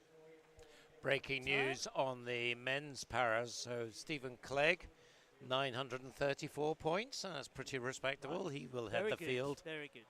Jacob Wood, Ryan Potter, Bruce D, Kieran Williams, Lewis Jones, Zach Sturgeons, Thomas Navarro, Barber complete the para-final with Aidan Stanbrook and Declan Cassells and Alfie Penfold, and of course Louis Lawler as a DQ. They're the ones who miss out. Second heat of this 100 backstroke is all para swimmers as well. Emma Imrie going in lane 1, the S10 swimmer Scarlett Humphrey back in the water again. 2 British records that she set yesterday, Scarlett Humphrey in the S11 class. Connie Ratley in 3 from England talent programme. Abby Kane goes in lane number 4, Stirling University, visually impaired swimmer in the S13 class. Amber Haycock in the S10 class made her debut for the GB team at the Europeans a couple of months ago. Tia Johnson, the youngster, the 12-year-old from Gateshead and Wickham, goes in at lane number 6. Evie Lambert goes in lane number 7 for England Talent Programme. And Eliza Humphrey, the twin sister of Scarlett, she goes out there in lane number 8. The Humphreys sisters have been almost fixtures in the GB team of the last couple of years. Both of them are going to Paris. Abby Kane, of course, was a Paralympic medalist back in Rio in 2016 in the S13 classification. She still holds a British record in that one, Abby Kane, going in lane number 4. But, we'll keep an eye on Scarlett Humphrey, I think, Duncan, in lane number 2. See if she can challenge that British record. She does hold that British record at 122.66, so we'll just keep an eye on that time. As the leading swimmers come in to the final stages, Amber Haycock's going to get the better of Abby Kane, both in the 115 mark. See the tapper there for the Humphrey sisters. Let's see what Scarlett can get. She's going to be outside the time, I think. 123.66 for Scarlett Humphrey. Just half a second or so outside her own British record, but again, a swimmer very much on form, Scarlett Humphrey. In terms of time, Amber Haycock will take that one with Abby Kane in second, Connie Ratley in third, Tia Johnson, the youngster, in fourth, and Scarlett Humphrey ahead of Evie Lambert, Emma Imrie and Eliza Humphrey. So some good stuff there. It'll be interesting to see how that works out into the points. Again, there'll be a couple of swimmers who will miss out on a place in the final. That's your lineup for heat number 3. And we have Anna Easton for Dundee City Aquatics in 1. 2 is Safrina Machin, City of Glasgow. There is a lovely shot of Isla Gilmurray, Dundee City Aquatics, who will go in lane 3. Big puff of the cheeks there as she gets ready to get into the water. Ailsa Clubb, Aberdeen Dolphin in lane 4. Chloe Brotherton of South Tyneside in 5. Kira Pemble of Best in 6. Phoebe Arbuckle of Warren de Baths in 7. And Mia McLeod of West Lothian in lane 8. 108.10 to 108.6, the range of entry times in this one. Strong start there in lane 1 from Anna Easton. the Dundonian. Beside her, Safrina Machin of City of Glasgow. So those two going well on the bottom of your screen, but really all 8 swimmers pretty close here as they come up to the turn. Let's see who is going to get the touch. Well, nothing in it really. Let's see, is it Safrina? No, it's Anna, 33.94 by 200ths. And then 33.98, Phoebe Buckle. Mainly think of Phoebe as a distance freestyler, but she's showing some good backstroke form here in lane 7. Member of the Scottish junior team. She was a national age group finalist in this event and East District silver medalist, and she's looking strong on the second half here in lane 7. Beside her in lane 8, Mia McLeod is pushing on, but I think this is going to be Phoebe in her home pool who will take the win in 1:09.05. So within half a second of her entry time. Safrina Machin just in second, ahead of Chloe Brotherton. 1:10.12, 1:10.28. That was a close one there. All across the pool there at the halfway point. There was not much to choose between any of them, but a good finish there from Phoebe to take her into the lead there. There's the lineup for the next heat, heat number 4 of the 7. Ailey Milne from South Lake South Lake Dolphins from Western Australia. Oh. Yeah, I had my work cut out to do some research on Ailey. I tell you, with her name, I'm pretty sure she must be a Scot. But just outside Perth. Right, okay. Perth, Western Australia. Perth, Western Australia. You've been there recently? I have, yes. Yeah. Know it well. Anyway, back to the race. Mary Wischenko goes in 2. Zoe Crawford from first. Goes in 3. Rosie Forster back in the water again. She will go in lane number 4. Marie Wood from University of Aberdeen, performance in 5. Coco Croxford had a great swim last night to take the junior and senior titles last night. Coco Croxford goes in 6. Fern Crichton, Dundee City Aquatic in 7. And Jessica Kirkwood goes in lane number 8. So who is going to be first to show here? Maybe lane number 5, Marie Wood possibly. To the turn, yeah, 32.18. Fern Crichton going well. Coco Croxford, 32.69, just 8 100ths behind. And the Western Australian visitor, Ailey Milne, closest to us. Not out of this one by any means, lying in 5th place at the turn. Entry times for all the swimmers in this one around about the 106, mid 106 to mid 107. So if anyone can get close to that, would be a good performance. Very close though, but Marie Wood looks like she is going to continue that good form she showed down the first 50 in the 107 mark. Mary Wischenko in 2nd, and Ailey Milne getting in 3rd, the South Lake Dolphin swimmer. Decent swim there. Yep, 1-2 for University of Aberdeen there with Marie and Mary. As we go to the first of the cycle seeded heats, heat number 5. Line up coming up on the screen now. Kiana Kurtzer of Warrender in 1. Ella Shields, Edinburgh University in 2. Her teammate Anna Green in 3. Heidi Wren, City of Glasgow in 4. Caitlin Ebbage in lane 5. Silver in the 50 yesterday. Yasmin Hammerlane beat her in that one. She was the gold medalist. She goes in 6 for Edinburgh University. Lauren Bradley Holt of Stirling University in 7, and Lucy Lucas, Edinburgh University. Well, is missing actually, no Lucy up in lane 8. So 7 in this heat, heat number 5. So it could be a good contest. Heidi, Caitlin, Yasmin. Quite a lot of the Edinburgh University swimmers are treating this as an end of season event and will have tapered for it. A lot of the others, of course, will be heading off to Sheffield in a month's time. And I think some are off to Dublin as well for the Irish Summer Championships. So some will have tapered, some won't have, which of course changes things. 3, 4, 5 and 6 all close here. Anna, Heidi, Caitlin and Yasmin. Who's going to get the touch at the halfway mark? It's Yasmin. by 500ths, 31.02, over a second faster than the previous heat. And it is lane 5, Caitlin Abbage, coming out of that turn. Stirling University 19-year-old, and she's got the slight edge now.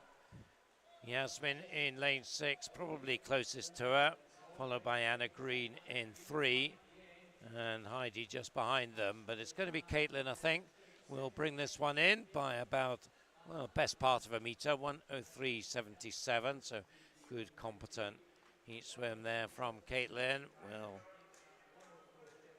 within half a second of her entry time, so setting out her stall for tonight's final.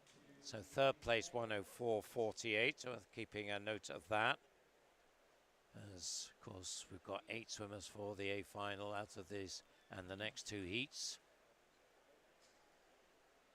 Yeah, it's going to be there or thereabouts. Can anyone dip under that 104 range? There's certainly a lot of swimmers capable of doing that in the final 2 heats. Alex McGill, Gateshead and Wickham going in lane number 1. Melissa Mainbury from West Lothian into Lucy Hitchin is not there in lane number 3. So if you're Lucy from Edinburgh University, you don't turn up. There's a theme here. Holly McGill going in lane number 4, Stirling University. Amy Shields and Lara Thompson, Edinburgh University, going 5 and 6. Millie Wells, Telford goes in 7, and Chloe Harris from Edinburgh University in that outside lane. So, well, we saw that 103 and 104 making up the top 3 spots from that previous heat. Certainly Holly McGill should be capable of doing that. 101.78. Holly McGill had a great season so far and goes out to an early lead, 30.67. No surprise to see her. Melissa Mainwaring just in second position there. Amy Shields in third, and Millie Wells not far behind in fourth place. They're all going to be there or thereabouts in that 103, 104 range, I think. Holly McGill trying to make sure of her place in the final. I think this swim should do that fairly comfortably, but for the other places, well, position all important in this penultimate heat here. McGill will be safely in 103.31, and it is slightly slower, Duncan, than that previous heat. Look at that, 105.06 for Shields, Mainwaring 105.11 and 105.70. So, well, is that going to be good enough? Not sure if fourth place Millie Wells, it's going to be good enough for her to make it into that A final, and Amy Shields and Melissa Mainwaring might have a nervous wait for this final heat. And in this final heat, we have another of our Olympic stars. Of course, Olympic gold in the mixed medley relay in Tokyo. Not many people can say I'm an Olympic gold medalist, but Kathleen Dawson can. The lineup, Katie Rose in lane 1 for Warrender. There's a nice close-up of Katie. We have the Queen's University swimmer Hayley Ross beside her in lane 2. Florence Tinsley in 3 for Stirling University. Then it's Kathleen Dawson in lane 4, also Edinburgh University. 2 from Edinburgh University, Emily Grant and Olivia Butler go in 5 and 6. Catherine Renfrew of Perth City in 7, and Rebecca Reid of Aberdeen in lane 8. So you think all eyes will be on Kathleen Dawson here, the British champion, Olympic finalist in Tokyo in her individual event. Of course, has had a pretty checkered time of it since Tokyo, but she's really come back into her own this season. Qualified for another Olympic Games, and let's see what form she is in this morning. 29.35, the only swimmer to go under 30 for her first 50, and leading by well over a second and a half, well clear of Florence Tinsley in second place. Then it's close for third, maybe Olivia Butler in lane 6 who is pushing it, but well, there's only one winner in this one. Kathleen Dawson is streaks ahead of the field, really taking it seriously for this heat swim, which is lovely to see. Let's see what her time is going to be, just over the minute, 1:00.75, so within a second of the time she did winning the British Championships. So very nice stuff, and that's going to be comfortably fastest for tonight. Just wait for the times to come up, and it's just, there we go. So a couple of 104s, they'll both be okay. Olivia Butler and Florence Tinsley. Catherine Renfrew, let's see. No, she will have to go to the B final. Amy Shields just sneaking in on a 105 into the A final, headed by Kathleen Dawson and Holly McGill. And there's your B finalists going down to just under 107. Kiana Kurtz are just sneaking in, the junior from Warrender. Marie Wood, Ellis Shields will be our two reserves. Did you get any swim-offs yesterday, Duncan? No, we didn't actually. Still waiting for a swim-off into day 2, and we've not had a swim-off. What's going on? But that was impressive from Kathleen. She looked really up for that. It was, yeah. It was, I think, quite an emotional trials for Kathleen in London earlier this year. After coming back after all those injury problems, missing the major championships after the success that she had in Tokyo. So it's great to see her back and right on form as well. It was a fantastic swim. Of course, Kirkcaldy's own Kathleen Dawson, as I like to call her. Well, there you go. I don't like that. How many years did she live in Kirkcaldy? She lived there until she was 3. So there you go. Which is a little bit longer than I lived there, because I only lived there till I was 2. But still.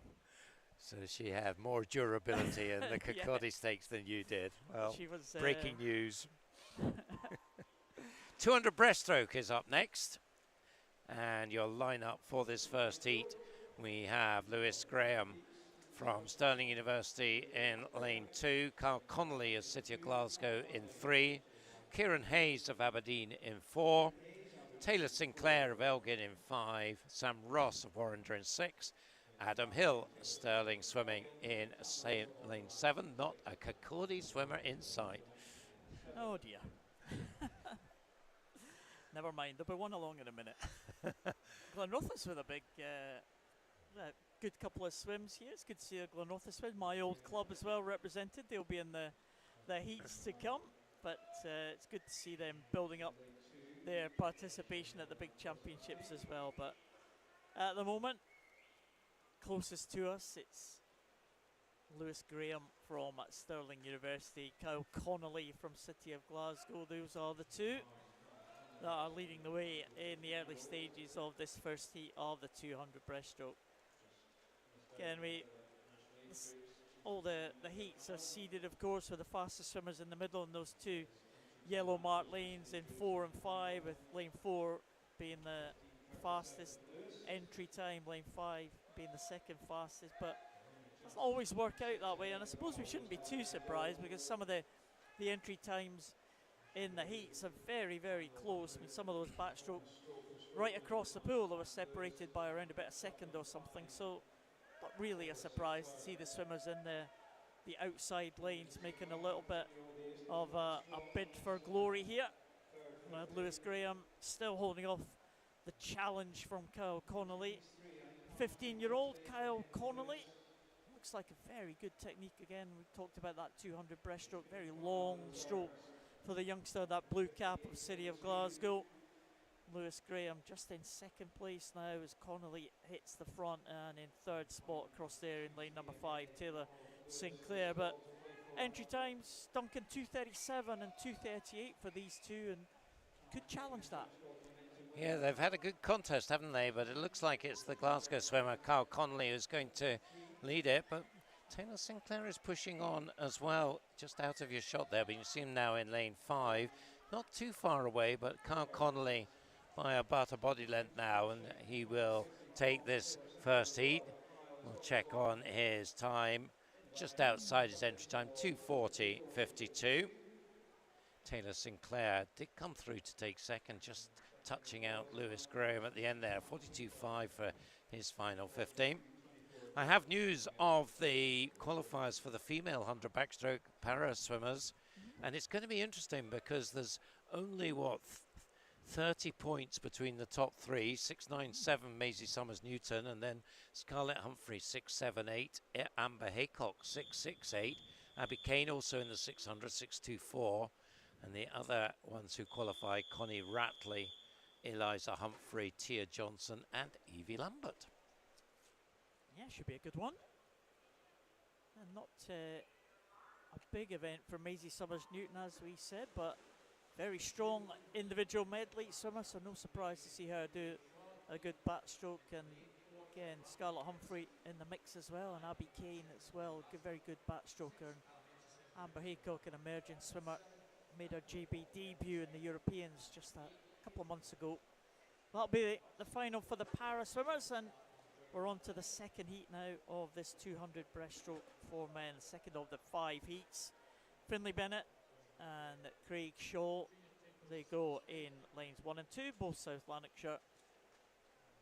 We've got lane number 3. I don't think we have lane number 3, but we have Johnny Martin from Perth City in 4, Luke Jansen from Warrender, who is off to a good start there in lane number 5.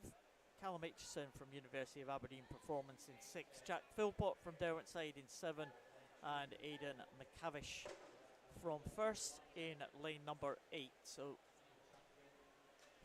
Johnny Martin taking it out very nicely here. Won the junior title in the 100 breaststroke yesterday, and well, he'd like to double up that, I'm sure, tonight. 1:12.51 at the 100. That is around 3 seconds faster than the first heat, and he's got a lead of about a second and a half over Luke Jansen. So red caps of Perth and Warrender at the front of this one, with Jack Philpott of Derwentside in the black cap in lane 7.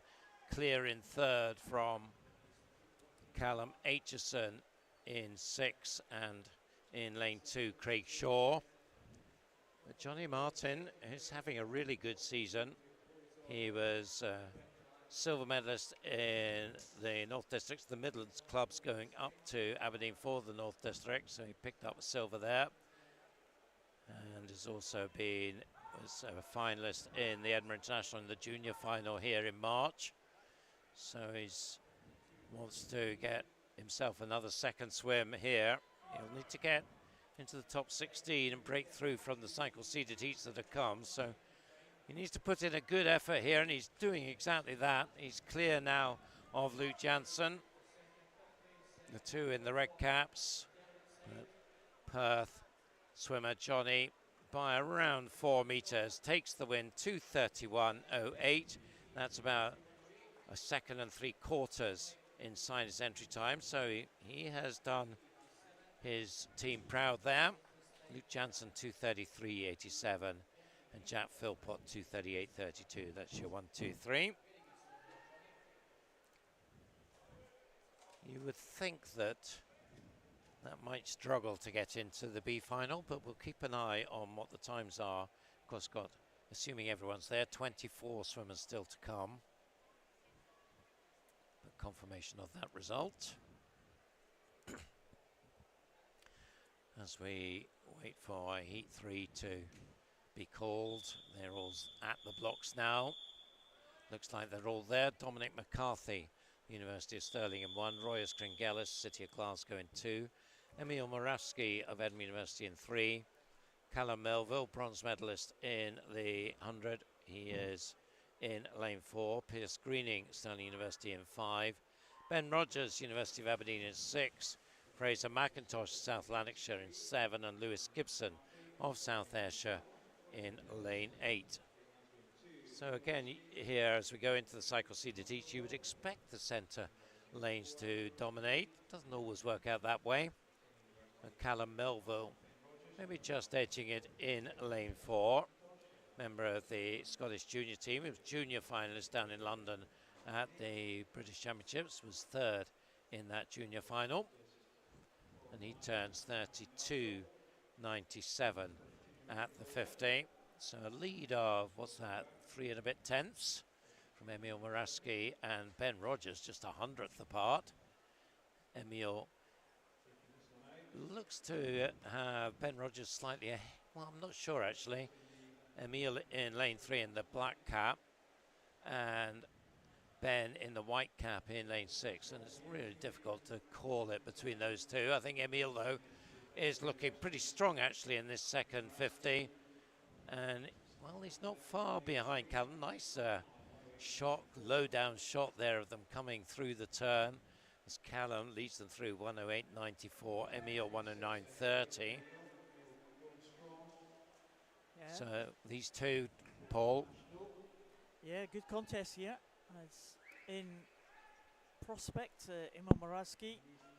Certainly not letting Callum Melville get away. Of course, we've got 3 cyclically seeded heats. So you finish in the top 2, you're giving yourself a good chance. Third spot is a little bit of jeopardy there if you finish in third. Look at this.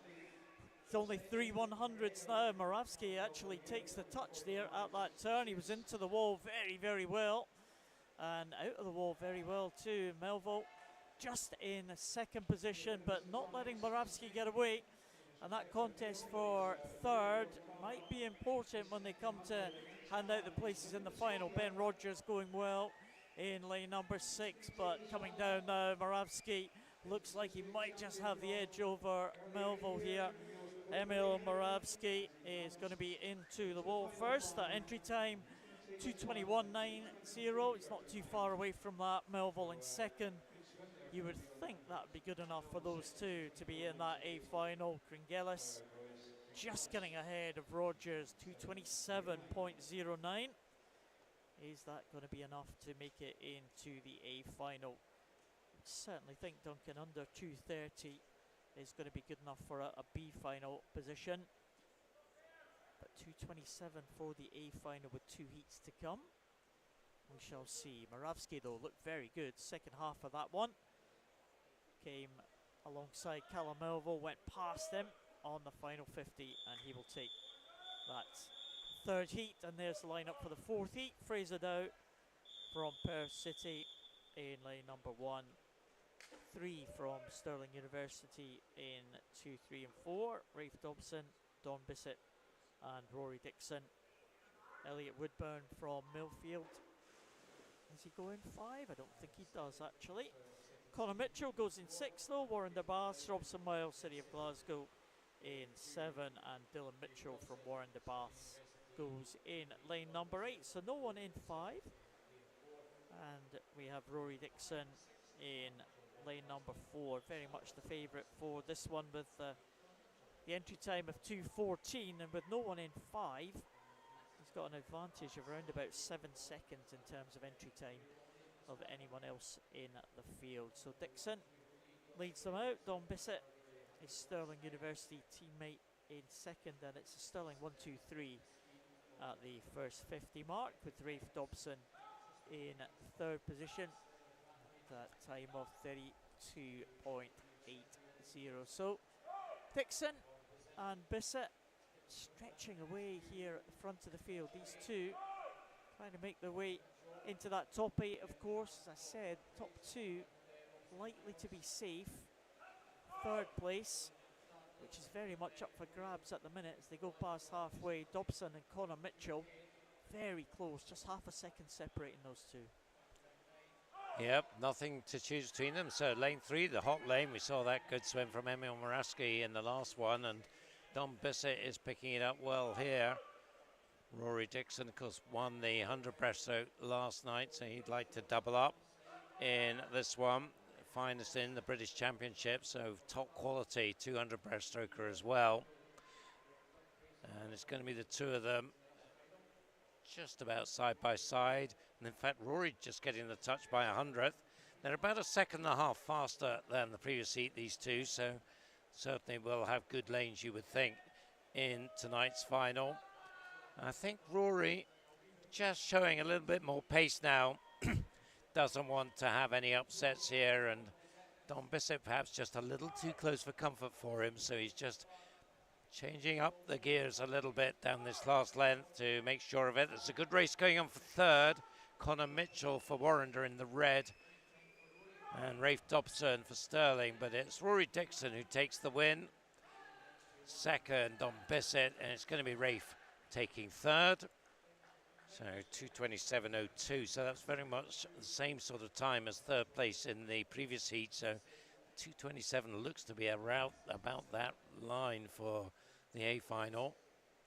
But 2:19.83, that will be just fine and dandy for Rory Dixon. And expect faster from him tonight. One more heat to go in this 200 breaststroke. There's your lineup, just looking down the line, they're all present. So we have Aidan Fothergill, Edinburgh University in 1, Fraser Tetlow of Geary in 2, Matthew Garrity of City of Glasgow in 3, then 3 from Edinburgh University, Usheen Cook, the Irishman, in 4, Joshua Mitchell in 5, Charlie Trotman in 6, 7 is Jack Mitchell of University of Aberdeen, and there's your Glenrothes swimmer, David Smith, goes in lane 8. Hooray! So we said that we promised you a Glenrothes swimmer, and here he comes. As if But by it's magic. Usheen Cook, though, leading out here. 4th in the Irish Championships recently, 4th here in the Edinburgh International. Silver medalist in this event last year, because swimming with Edinburgh University is a regular at the major Scottish events, and then, of course, travels over for the major Irish ones. Probably would have been slightly disappointed with his 4th spot in the Irish Championships. He's been right up there in the leading ranks of Irish breaststrokers for a good number of years now. But he has got a pretty emphatic lead here over his teammate Joshua Mitchell, with 3rd place Matthew Garrity of City of Glasgow. David Smith is going well in lane 8. I think he's in 4th place. So he'll be bidding for a second swim tonight. But it's Usheen 1:06.39. That is the fastest halfway split we've seen. About 8/10 faster than we saw from the previous heat. Pretty close for second. Joshua Mitchell and Matthew Garrity. And then quite a gap to a 3-way contest for 3rd. Lane 2, Fraser Tetlow. Lane 8, David Smith. Lane 7, Jack Smith. In fact, make that a 4-way battle, because lane 1, Aidan Fothergill, is in the mix as well. But at the front, it's clear. Usheen, 1:43.24, now about 9/10 up on the previous heat. So if he wishes to, he could ease back down this last length. Let's see if he does. Certainly clear in second, Joshua Mitchell. Matthew Garrity, I don't think it's going to catch him, but he's safe in 3rd. So remember, for him, 2:27. If he can get inside that, he'll be good for the A final. But it's going to be Usheen. Is he going to have lane 4? He needs to beat 2:19.83 to claim lane 4. He's going to be close to that. And he, 2:19.82. So takes lane 4 by 100th. Joshua, he'll certainly be in that A final, 2:23.70. And 2:27.78, I think that will just miss out. Yeah. It's going to be close, isn't it? It's there or thereabouts, isn't it, for Garrity, 2:27.78. Yeah, I think it'll be B final, but we'll find out in a moment. Says qualifiers from that heat, 2:19s, 2:23, 2:27, the top 3. And we should see who are the top 8. There we go. Usheen Cook at the top, and it's Royce Kringelis takes that 8th spot, 2:27.09. 9th to 16th going into the B finals, and there's Matthew Garrity in 10th, just behind Ben Rogers. Luke Janssen just getting in on a 2:33. And the next swimmer's just missing out, Fraser McIntosh, Fraser Tetlow. Luck for the Frasers. Yeah, it was low 2:27, wasn't it, to make that final? You're right, Duncan. Garrity just missing out. There's 3 cyclically seeded heats again. That's hard to say, isn't it? Cyclically seeded. Yeah. Yeah. I practiced. You have? Okay. We'll let you do that in future, because I don't think I'm quite there yet.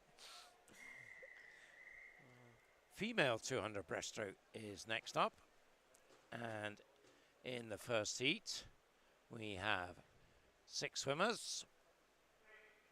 Molly Irvin-Watson of Dumfries in 1, and 2 from City of Glasgow, Rebecca Strachan and Lula Milne. Lizzie White for Edinburgh University in 5, Sarah Wood of Devon in 6, Aileen McNichol of Glenrothes in lane 7.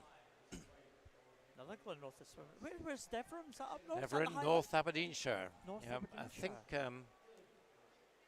somewhere around, I don't think it is Ellen, but it's in that sort of neck of the woods. Devon Vale used to be. Devon is a river. Yeah, well, Devon Vale used to be a football team, I think. I think probably still is in the Highland League. Probably, yeah. So we've got a Devon swimmer in lane number 6. Glenrothes swimmer in 7. A few from the central belt. A couple from City of Glasgow, one from Edinburgh University, and one from Dumfries. Right down in the borders. So where are the honours going to go to this one? Lizzie White going well from Edinburgh University in the centre in lane number 5. Ailey McNichol also going well from Glenrothes, going in lane number 7 as they come down to the halfway point. Couldn't say anyone was out of contention at this point. Going well, closest to us, Molly Irvin Watson from Dumfries. It does look like it is going to be Lizzie White into that halfway point ahead of Ailey McNichol on the 125 range there. So we're talking entry times here of 2:54 and 2:55, 2:56. So looks like they're going to be there or thereabouts on that one. 45 seconds for that previous 50 there. But McNichol going well on the outside lane. Glenrothes, 2 swimmers there in the previous heat, and one in this one and one in the next one as well. So Glenrothes well represented this morning. But Lizzie White, she's still going to be in the lead. This one, Molly Irvin Watson coming to that final turn as well, maybe ahead. She sneaked through in lane number 2. McNichol through into second. White now down into third. Lula Milne back in the water again. We saw her in the 400 metres individual medley a little bit earlier. And she's got a tough double with this 200 breaststroke, but she was very good the breaststroke element of the individual medley, and coming through strongly in the middle in the closing stages. But Molly Irvin Watson looks like she swum this one pretty well. Might be Ailey McNichol holding on for second position, but I think it's going to be the swimmer from Dumfries, the 15-year-old. Just going to be ahead of the 16-year-old from Glenrothes. Not much in it at all. 2:57.11.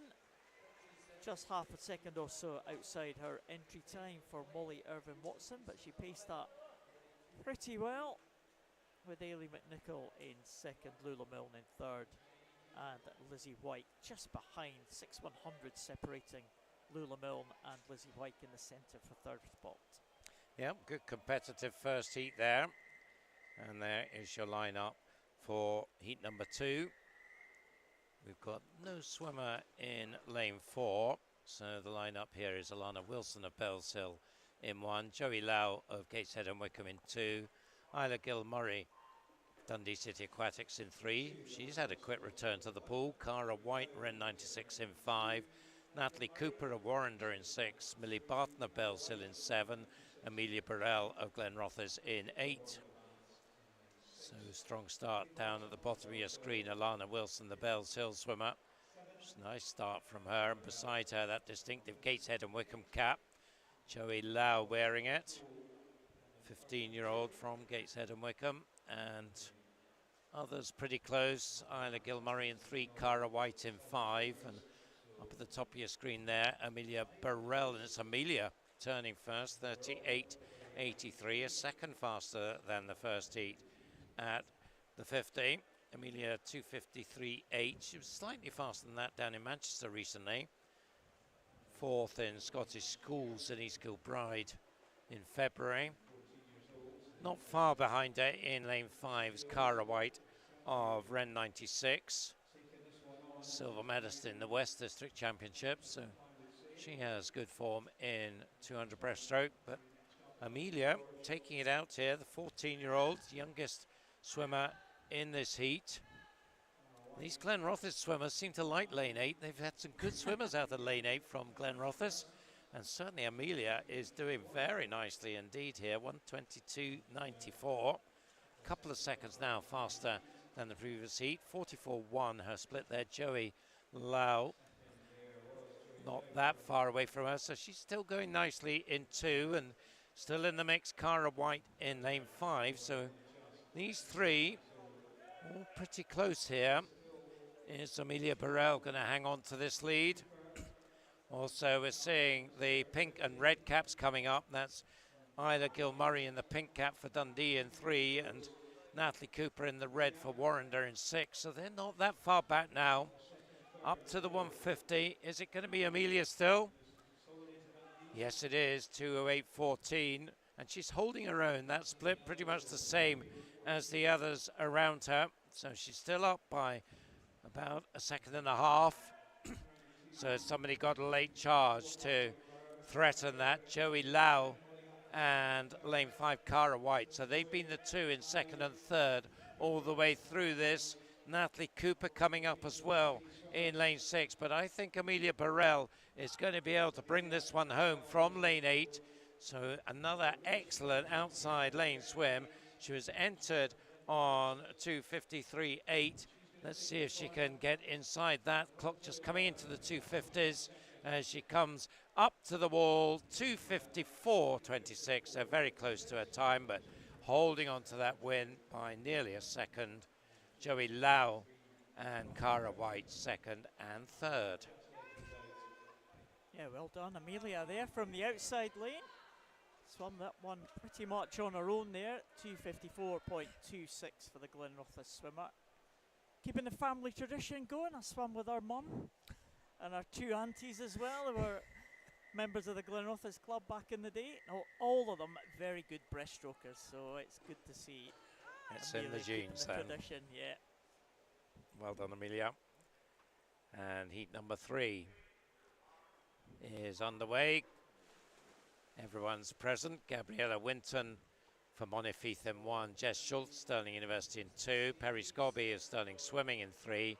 Nuala Gow of Geary in 4. Emily McGee, Dundee City Aquatics in 5. Ella McGeorge of Steprock in 6. Ava Ross, City of Glasgow in 7. Iona Kasapidis of Carnegie in 8.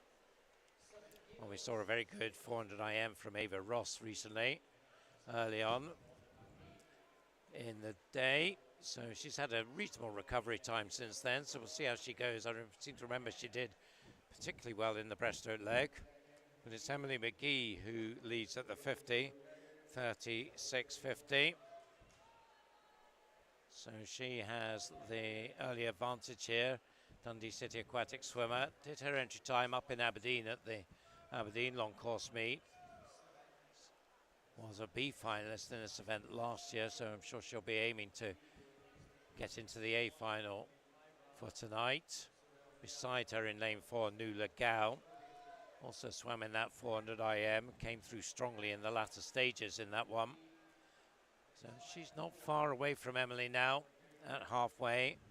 In fact, just 1300ths in it. 1:17.62, 1:17.75. Perry Scobby in third, and close between her and Ella McGeorge. Although coming out of that turn, Perry Scobby just seemed to get a bit of a jump on Ella.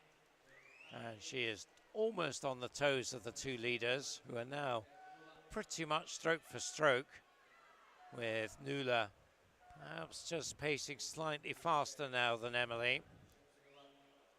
Emily, perhaps better known as a sprint breaststroker, so 200 at the top of her range, and it is Nuala who has taken over the lead, 1:58.63 for the Geary swimmer. Finalist in the British Summer Championships last year. What can she do down this last length? They're certainly going to be a lot faster than we've seen in the first two heats. Emily McGee's not giving this one up, though. She's still on Nuala's shoulder. On her own now in third, Perry Scobby. She is set for that third spot. But this is going to be tight at the front now. They're both racing for this one, particularly Emily. She wants this one in the white cap in lane 5. And I think she is just back into the lead. Does she get the touch? Yes, she does. 2:38.83 for her. And that is nicely inside her entry time by nearly a second and a half. So really taking that out strong for a heat swim there. Nuala Gow just behind her, 2:38.98. And Perry Scobby, 2:42. in third place, 2:42.17. Ella McGeorge then that fourth place, 2:47.14, but 2:42.17 time maybe just to make a note of that third place spot for Perry. Will that be good enough for the A final? That's got a good chance, I think, Duncan. 2:42. It's not going to be far away from that A final. So you see the lineup for this next heat. Again, we've got 2 swimmers missing, I think, from this one. Lexi Lamont back in the water again. She goes in lane number 1. Ella Thompson in 2 from Perth City. There's no one in 3, but we have Anna Morgan from Edinburgh University in lane number 4. Anna Finlay in 5. Abby Whitfield in lane number 6. No one in 7. And we do have Elizabeth Morgan from Highland in lane number 8. So Anna Morgan, again, we saw her yesterday win a medal in the breaststroke, the 100 breaststroke yesterday. Also feature in the Edinburgh University relay team as well. But the 2 Annas are out ahead of the field here. Anna Finlay and Anna Morgan, only separated by 0.25 of a second in these early stages. Ella Thompson going well. Again, the youngest swimmer in this field at 14 years of age. From Perth City in that red cap, 1 lane from the bottom. Entry time of 2:46.16 for Ella Thompson. But leading 2 in the middle, Anna Morgan and Anna Finlay. They're looking very comfortable in these early stages. 1:16.49 for Finlay, just maintaining that lead over Anna Morgan, but they know that they don't have to work too hard in this heat. One more heat to come, of course, and a couple of big names in that final heat, but stretching away at the front of the field for the leading 2, the 2 Annas in the middle. Derwent side, Anna Finlay, and another Derwent side swimmer, Abby Whitfield, is 1 lane up in lane number 6 in that little bit of a contest with Ella Thompson. But absolutely together there, only 0.3 of a second. Anna Morgan just closing up as they went into that final turn, and as they come out, Anna Morgan with again a superb turn, and that's taken her ahead of Anna Finlay. So Anna Morgan, well, she tracked Anna Finlay for almost 150 metres, and as they hit that final turn, she really put on the pressure and she has stretched away in this final 50. It's an impressive turn of pace there from Anna Morgan as she makes sure of that position at the front of the field. And Anna Morgan in 2:36.13. 2:39 for Anna Finlay. And it looks like it might be lane number 2, Ella Thompson, 2:46.37 in third place. So those 2:42s from that previous heat, Duncan, looking pretty good now. Yes, it certainly is, isn't it? Anna Morgan really just picking up the pace there, as you'd expect from a British Championship finalist. She's having a really nice season, Anna Morgan, and that was a good swim and sets her up nicely for tonight. But we've got 1 more heat to go in this one. It looks like there's no swimmer in lane 1, but everybody... Oh, no, she is there. She was just a bit late coming up to the blocks, but she's there. There she is. There's the proof, the Elgin swimmer, Abby Mitchell. She goes in lane 1. Honor McCarty, who was the junior champion in the 100 breaststroke, goes in 2. Amy McLeod, City of Glasgow, in 3. Cara Hanley, the British champion, is in lane 4. Just pipped to the post in the 100 by Angharad Evans last night. Angharad not swimming in the 200. We've got Anna Bowley, Edinburgh University, in 5. May Rogers of Warrender in 6. Sarah Smith of Warrender in 7. And Millie Searle of Geary in 8. So Cara Hanlon, you would think, would be a pretty hot favourite for this one. As I said, British champion. Won at the Edinburgh International here in March. But it's Hannah Bowley who is out fastest, 36.22. Pretty much the same split as we had in the previous heat. Honor McCarty in second, but well, you just feel that Cara Hanlon is biding her time here. So we saw her teammate Anna Morgan just sort of tracking second place in the first half, or first 3/4 of the race, and then taking over on the final turn. And thereafter, is Cara going to do something similar? She's about a metre back. She's a bit further back than Anna Morgan was at the same stage. Into second place, just ahead of, well, in fact, Anna McCarty just touching in second. 1:17.17, not quite as fast as the previous heat now. But you would expect to see Cara, well, is she going to make a move now? Is she still hanging back? So Hannah Bowley will be looking to try and create a bit of an upset here. And she still has the body length lead. Anna McCarty going very nicely in lane 2. So the 14-year-old, so quite something for a 14-year-old to be a junior champion, because the junior ranks go up to 16. So Anna McCarty having a storming set of breaststroke swims here this weekend. So Cara has some work to do. She's 1.4 back. Well, maybe she's just going to save herself for tonight. Let's see. Or is she going to make a move here? As you see Hannah as we come down the final length. But we are now seeing Cara Hanlon opening up the throttle. And, well, she was a second half back at the turn. She certainly isn't now. And she has just edged past her teammate Hannah Bowley and is going to take it. So, well, taking her time about that, but then finishing the job, and will be the fastest qualifier with a strong 36.8 on her final 50 there. So deciding it was time to show her pace, and she did that in fine style. Hannah Bowley in second, Hannah McCarty 2:42.51. So I think that could get her into the A final as well. We'll find that out in a minute. Yeah, I think she might just scrape in, but Cara Hanlon swam that pretty similarly to Anna Morgan, and they are the top two, and there's McCarty just scraping in there on that 2:42.51, and that was 8th position, so the youngster in there. Tara Smith just missing out with a 2:44.65, and Ava Ross in at 16th position, so she'll be in that B final just ahead of Jess Schultz and Lexi Lamont, who will be the first and second reserves for that B final. And Amelia Burrell with that good swim from that one of these early heats. She just misses out on that reserve spot, so a good swim there from her. But nice swim from the Edinburgh Uni swimmers there in that final race there. Cara Hanlon looking very good, wasn't it? Probably call it pretty relaxed swims from both of them, apart from in both cases the final 50, but it will be, I think, quite different tonight as the two of them go head to head together. You would think Cara will be the favourite, but Anna Morgan could run her pretty close, so it'll be quite interesting to see that one. Yeah, both looked pretty good. And we go on to the 200 freestyle male and open now, and we have 3 swimmers, 3 para swimmers. We will start us off in this first heat. Ryan Potter, Rio Rogers and Jack Milne. They're all in the S14 classification. There's one other para swimmer to come, Louis Lawler.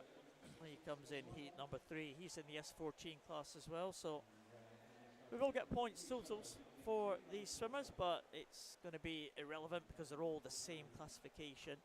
These swimmers, Rio Rogers in the centre, Basildon and Phoenix in that orange cap. We have Ryan Potter and Jack Milne.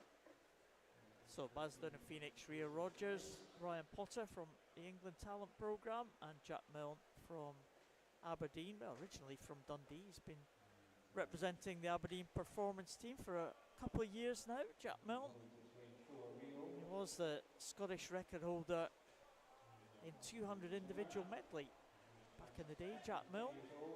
A number of events in the Paralympic programme, the swam at Paralympic Games and World Championships. Depending on what class you are, what para swimming class is depending on what events are held at the major championships. So 200 freestyle for S1 to S5 classifications and the S14. So that's why we've only got representation here from one particular class, the S14 in this one. And So why is that? Why don't these S6 to S10s and the visually impaired swimmers not get to go to 200 free? It's just to manage the number of events, I guess. yeah, well, it's Is there a reason? yeah, it is to do with the number of events, but the distance. Everybody, 200 freestyles counted as a distance event in para swimming, so every class gets one distance freestyle event, and it's 400 for the S6 to S13s. Yeah, I never really think of 200 as a distance event. But, It is, well, I suppose if you're S1 to S5, well, certainly yeah, it's going to that's certainly take you true. 4 minutes or whatever to swim your 200 potentially. Was Rhea Rogers into the wall? Let's see what kind of time he's going to get here. 2:12.08 for Rhea Rogers. So, what will there be a final for this para final for the 200 freestyle? Does it depend on the entries? I know there's one swimmer on the 50 fly, for example, later on. Yes, they've sort of changed their mind a bit about if there's only one swimmer, but I have a feeling that if there's a para swimmer in the event, they get to swim in the final. All right, So okay. I think that's right, but we'll find out later today. We will. So Rhea Rogers taking that one ahead of Brian Potter and Jack Milne in that first heat. And the second heat is just about on its way. And we've got, again, a couple of swimmers that we've seen earlier this morning. Connor Aspinall being one of them, and he goes in lane number 1. East Lothian swimmer Finlay Sang in lane number 2 from City of Glasgow. Ross Anderton, East Lothian in 3. Alfie Churches from City of Glasgow in lane number 4. Callum Sinclair, West Lothian in 5. Alexander Bell, City of Glasgow in 6. Benjamin Beale in 7, Derwent side, and Luke Gaughan from Billingham in the outside lane. But so a decent swim earlier from Connor Aspinall. He said, Duncan, last night he was a junior champion in that 800 freestyle. Yes, he was, and he had a very good swim in the 400 IM earlier on today. So we'll see how he goes in the 200. He's been dabbling with, well, more than dabbling in open water. He's been taking that pretty seriously this season as well, and he goes through 27.40, so belying his seeding here. And that's probably not a surprise given the form that he's shown. His entry time 2:1:32 he did up in Aberdeen at national age groups, which he won in his age group. So he'll be looking to try and go under the 2 minutes here. And he's certainly got the advantage over, well, pretty much a line of swimmers behind him. So taking it out strongly, 57.59 you would think gives him a good chance of going under the 2 minutes. With that, you can see 30 point for his split. If he can hold that, he will go under the 2 minutes. Can he hold it, I guess, is the question. Finlay Sang in lane 2, Alfie Churches in lane 4, vying for second with Ross Anderton in lane 3 just behind them. But it's still Aspinall in lane 1, up by a body length. See if he's managed to maintain that 30 point on this third length. Well, no, he hasn't. 32.49. So, well, maybe suffering from going out too fast here. And certainly coming under a bit of pressure now. That might act as a spur for him, but certainly that was, I think we were disappointed with that third 50. And he's now under quite a lot of pressure from Alfie Churches in lane 4 and Luke Gaughan in lane 8. So this is going to be close now as they come down towards the finish. I think maybe just Connor holding on, but that 2 minutes will have to wait for another day. 2:01.98 there. So really took it out hard in that first 100 and paid the price a little bit in the second half. That was hard. Oh, well, 2 different ways to swim a 200. Yeah, and both coming up with roughly the same result, but Connor Aspinall gets the advantage there at the end. Which one hurts more, I wonder? Oh. I think Connor's Yeah, way. I think so. He got his rewards though, a decent win in that second heat. Harry Sharp going in lane number 1. You see the Warren de Bass hat there. Closest to us, Magnus Morris from Ren 96. Jensen Norris from Perth City goes in 3. Logan van der Meulen in 4. Joshua Press goes in 5. Sterling Swim and Sterling Uni respectively. Louis Lawler back in the water again, the para swimmer, the S14 swimmer, on his way to the Paris Paralympic Games from City of Glasgow. He goes in 6. Ben Kelly in 7 from Warrender, and James Lauder in 8 from Glasgow University. So Louis Lawler disqualified earlier. He'll be wanting to make amends in this 200 freestyle. Louis Lawler has been was known as a backstroker over the years, but he's kind of moved into the freestyle. That was his selection for the Paris team as a member of the relay squad. It was a very successful relay team that the GB team have in the S14 class. So Louis Lawler will be hoping to feature in that one when they get to Paris. He's not featuring in the shake-up for this one though. Joshua Press is the one who has gone well ahead of the rest of the field here. 1:58.84 the entry time, and again he's gone out really fast and he's maintaining that advantage at the front of the field. Closest to us, Harry Sharp and Magnus Morris in lanes 1 and 2, maybe in second position. Let's have a check of the splits here as they go over on the third 50. Well, Magnus Morris around about a second faster than Joshua Press, but he's got about a second or so to make up in this final 50. Could be a close finish here. And in the centre lane, it does look like it might be Joshua Press who's going to hold on here. Outside lane, Tom Jeffords James Lauder, sorry, going well on the outside lane, but in the centre, he has held off the challenge. Joshua Press, a very good last 50. 1:58.16 for him. And that is faster than his entry time, so he'll be delighted with that one. Magnus Morris in second, Logan van der Meulen with a good finish in third, and Jensen Norris as well. Yep, so Joshua Press inside his entry time there, be happy with that. And you could see there with Louis Lawler, it was don't get DQ basically. And he wasn't, so that was good. And we'll see him later tonight in the para-final. But here is heat number 4. James Boddy in lane 1 representing Geary. Lane 2 is Scott Fleming of South Lanarkshire. 3, Riccardo Lucarelli from Stirling University. His teammate Evan Jones in lane 4. Arthur Logan, Redmond University in 5. Callum Peebles of East Lothian in 6. Andrew Brodie of Edinburgh University in 7. And Tom Jeffords for N96 in 8.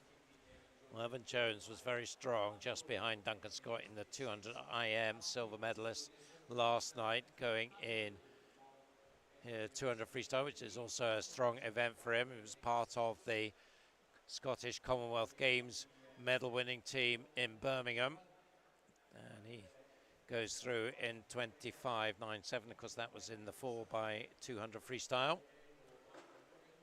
Evan individually was a B finalist in this at the British Championships, was silver medalist in this event last year.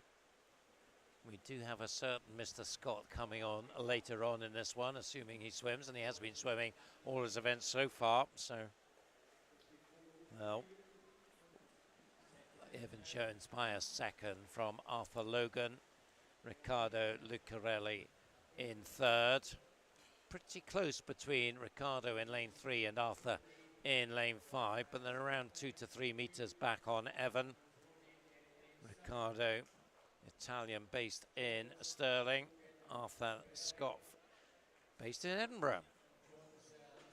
And final turn though, Evan. And Arthur with half a second advantage over Riccardo.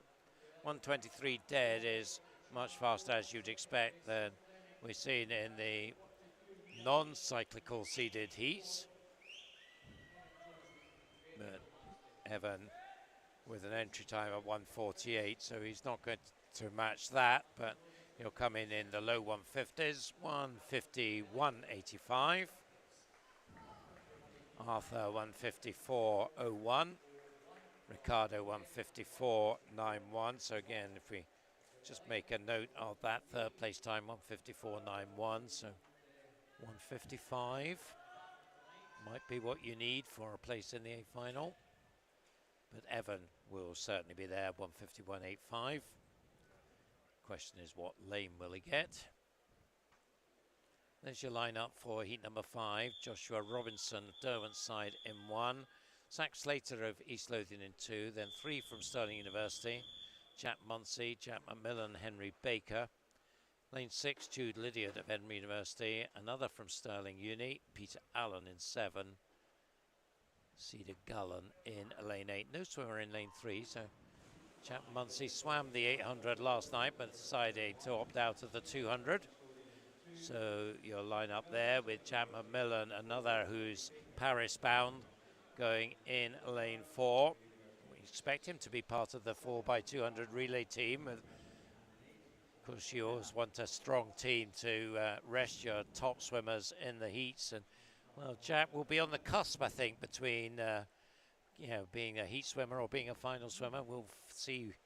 That might depend on how he does in the heats.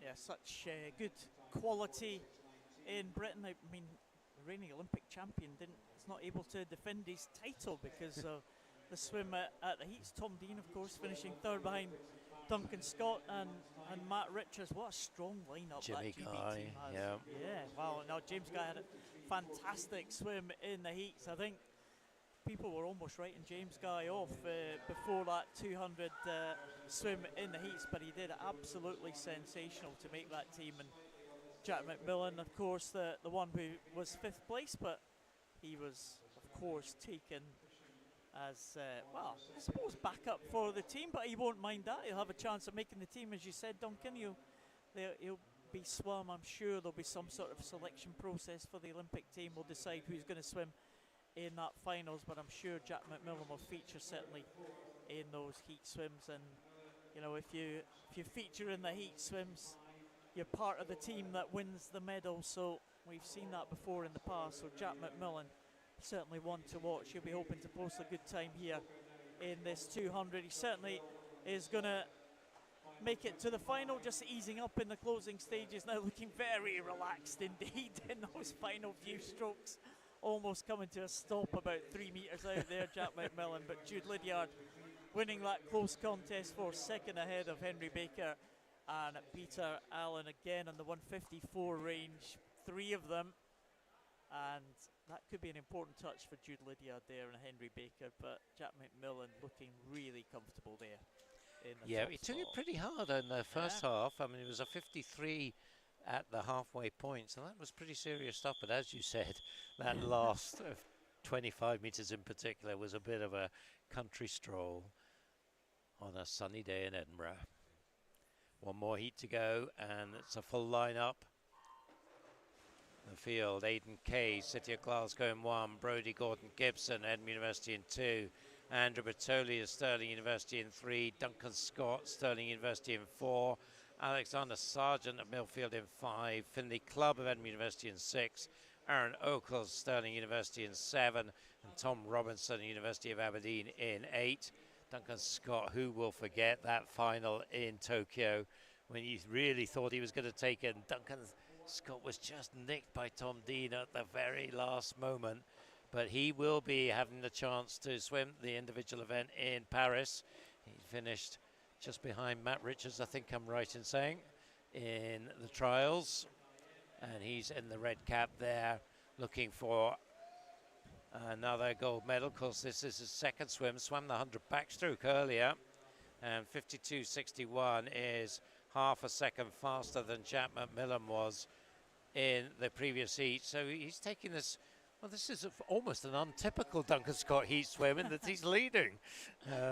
Quite often he takes it very relaxed in the heats, but, well, he is pretty relaxed, I think, but he's doing enough to stay comfortably clear of Alexander Sargent, who had that mishap, if you were watching last night, in the 800 freestyle, but recovered very nicely to take the gold. He had a mishap with his goggles right in the very first length, but sorted that out. On an 800, though, I think on a 200 it might be a little bit different. He wouldn't have stopped the nest too. But he's certainly going to be comfortably qualifying for the A final here behind Duncan. So they're going to be the 1-2. So 151.85, Evan Jones, fastest so far. I think this will be a little bit faster than that. Duncan, again, just looking so smooth. He makes it look ridiculously easy. I mean, how does he do that? Every technical detail is right. And, well, you just have to sit back and admire, really, don't you? Yeah, absolutely. He's looking in great shape. Duncan Scott, we've seen him swim a couple of fast swims yesterday. That's another fast one today, 1:49.52. A couple there on the 1:53 mark. I think that'll be good enough for them to make the final. There we go. Duncan Scott leads the way with Alexander Sargent in second. Evan Jones and Jack McMillan comfortably in there. They'll go faster, I'm sure.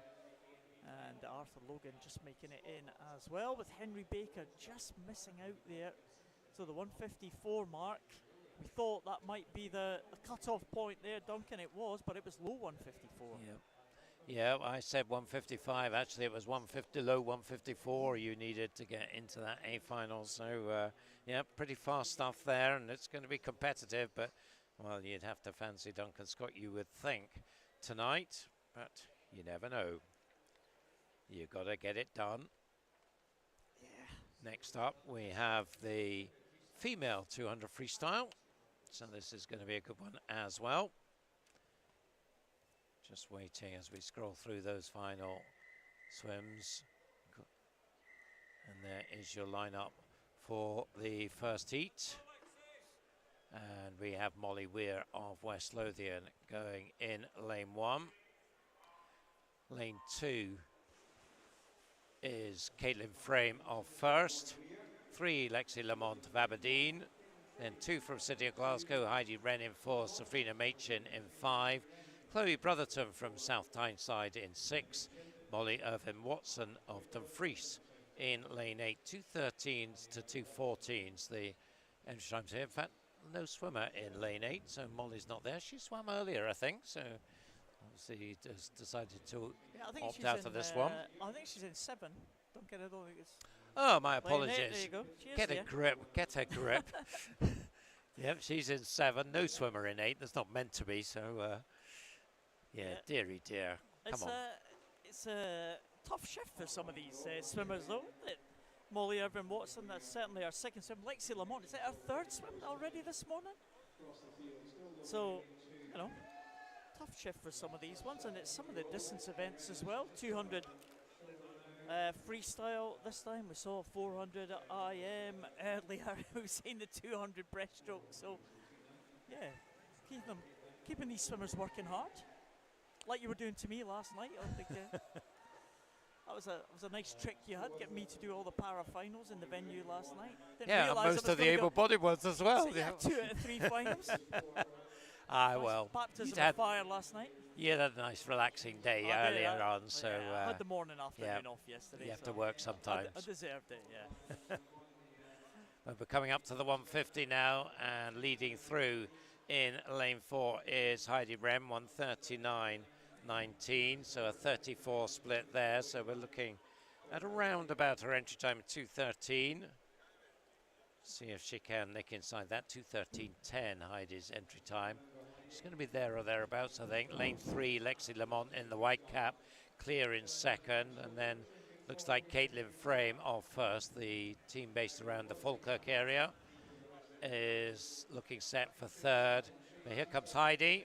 Oh, nice final 50 from her, actually, and gets inside her entry time. 2:12.48, finishing on a 33.29, so good acceleration down that final 50 for Heidi. Lexi in second. She's had a good morning, and Caitlin Frame in third. Yeah, Lexi had a good morning, a busy morning. And she finishes second there. Stella McCarty goes in lane 1 for this second heat. We have Evie O'Halloran Hutchison from Derwent side in lane 2. Louise Connell goes in 3 from City of Glasgow. Amelia Mardell from University of Aberdeen Performance in 4. Natalie Marshall, West Lothian in 5. Ella Pullman from Glenrothes in at 6. Alice Perry from Morandabath in lane 7. And Caris Mooney from City of Glasgow in lane number 8, right out at the top of the picture there. So, in terms of entry time, 2:11 for Amelia Mardell, 2:11.38, down to 2:13.00, so not much in it across the pool. Mardell, though, out to that early start there, 30.40. Caris Mooney and Natalie Marshall only split by 3/100ths of a second. So Mardell going well in the early stages. Wonder if anyone can just dip under that 2:10 mark. It'd be nice to see. It's always good to see these barriers broken, whether it be 1 minute mark or the 2 minute mark or 2:10 in the case of this heat. Mardell going out in at 103.50, a 33.1 for that last 50. So she's going to be there or thereabouts. If she can do another couple of 33s, she's going to be inside that entry time of 2:11.38. She looks like she's stretching away from the others here. Going well in the outside lane, Caris Mooney right at the top there. 1 lane or 2 lanes down from her. Ella Pullman from Glenrothes continuing their good run of form in these heats. She might be in 3rd spot, but maybe Evie O'Halloran Hutchison possibly might be there as well. Yes, she is in 3rd. Mardell 34 now, so she's going to have to try and hold on to just a little bit of an improvement needed to get inside that entry time of 2:11.38 on this final 50. Mooney has gone very well in the outside lane. She might be inside that 2:13 mark. O'Halloran Hutchison beginning to come through strongly, and Mooney just closing up on the leader in the outside lane, but it is going to be 2:11 for Mardell, 2:11.89, just outside her entry time. Mooney finished well, 2:12.95, and in 3rd position it was O'Halloran Hutchison with a good second half there, the Derwent side swimmer, in 2:13.33. So on to heat number 3. Your lineup: Georgia Dickey, Dumfries in 1, Alice Forrest of Derwent side in 2, Catherine Renfrew of Perth City in 3, Michaela Glenister, the winner of the 800 yesterday, goes for Stirling University in 4, Mari Craig also on the podium in the 800, goes in lane 5 for Edinburgh University, Elena Morgan of Stirling University in 6, Rosie Forster of Warrender in 7, Layla Weatherspoon of Heart of Midlothian in lane 8. Good start from Layla over in lane 8. So she is pushing along with Michaela Glenister. Michaela is a distance specialist. You would think perhaps will build into this very much at the bottom end of her repertoire. But she has the lead by 4/10, 29.27 against Mari Craig and Catherine Renfrew, 2nd and 3rd. So taking a bit more of an arrowhead shape. Layla Weatherspoon in lane 8, bucking that slightly, but everybody else pretty much in that arrowhead position, headed by Michaela. We do have some form for Michaela at 200 freestyle. She was 2nd in the B final recently in London at the Adam Peaty International, and bronze medalist in this event last year, turning just after the minute, 1:00.44, and a good body length up now on Mari in 5 and Catherine in 3. Catherine, 17-year-old from Perth, is having a good, strong season. Catherine Renfrew, national age group champion, Scottish schools champion as well. So up against the senior swimmers here, it's 1:32.62. Michaela looking well in control of things here. Mari Craig, another one, probably 400 and upwards is her real strengths, but did a very nice 2:04 at London. But Michaela then brings it in, 2:04.51 for her. That's a very respectable heat swim within a second of her entry time. So that just makes a marker for the next 2 heats. Mari 2:06.87, Catherine 2:07.39. So once again, we'll just keep an eye on that 2:07 for the next 2 heats. Alice Forrest in 4th, 2:08.67 for the Derwent side swimmer. Young swimmer as well, a 15-year-old, Alice Forrest, getting in 4th there. So she was the youngest in the field. Sarah Kravich is the youngest in this field. Another 15-year-old going in lane 2 from East Lothian.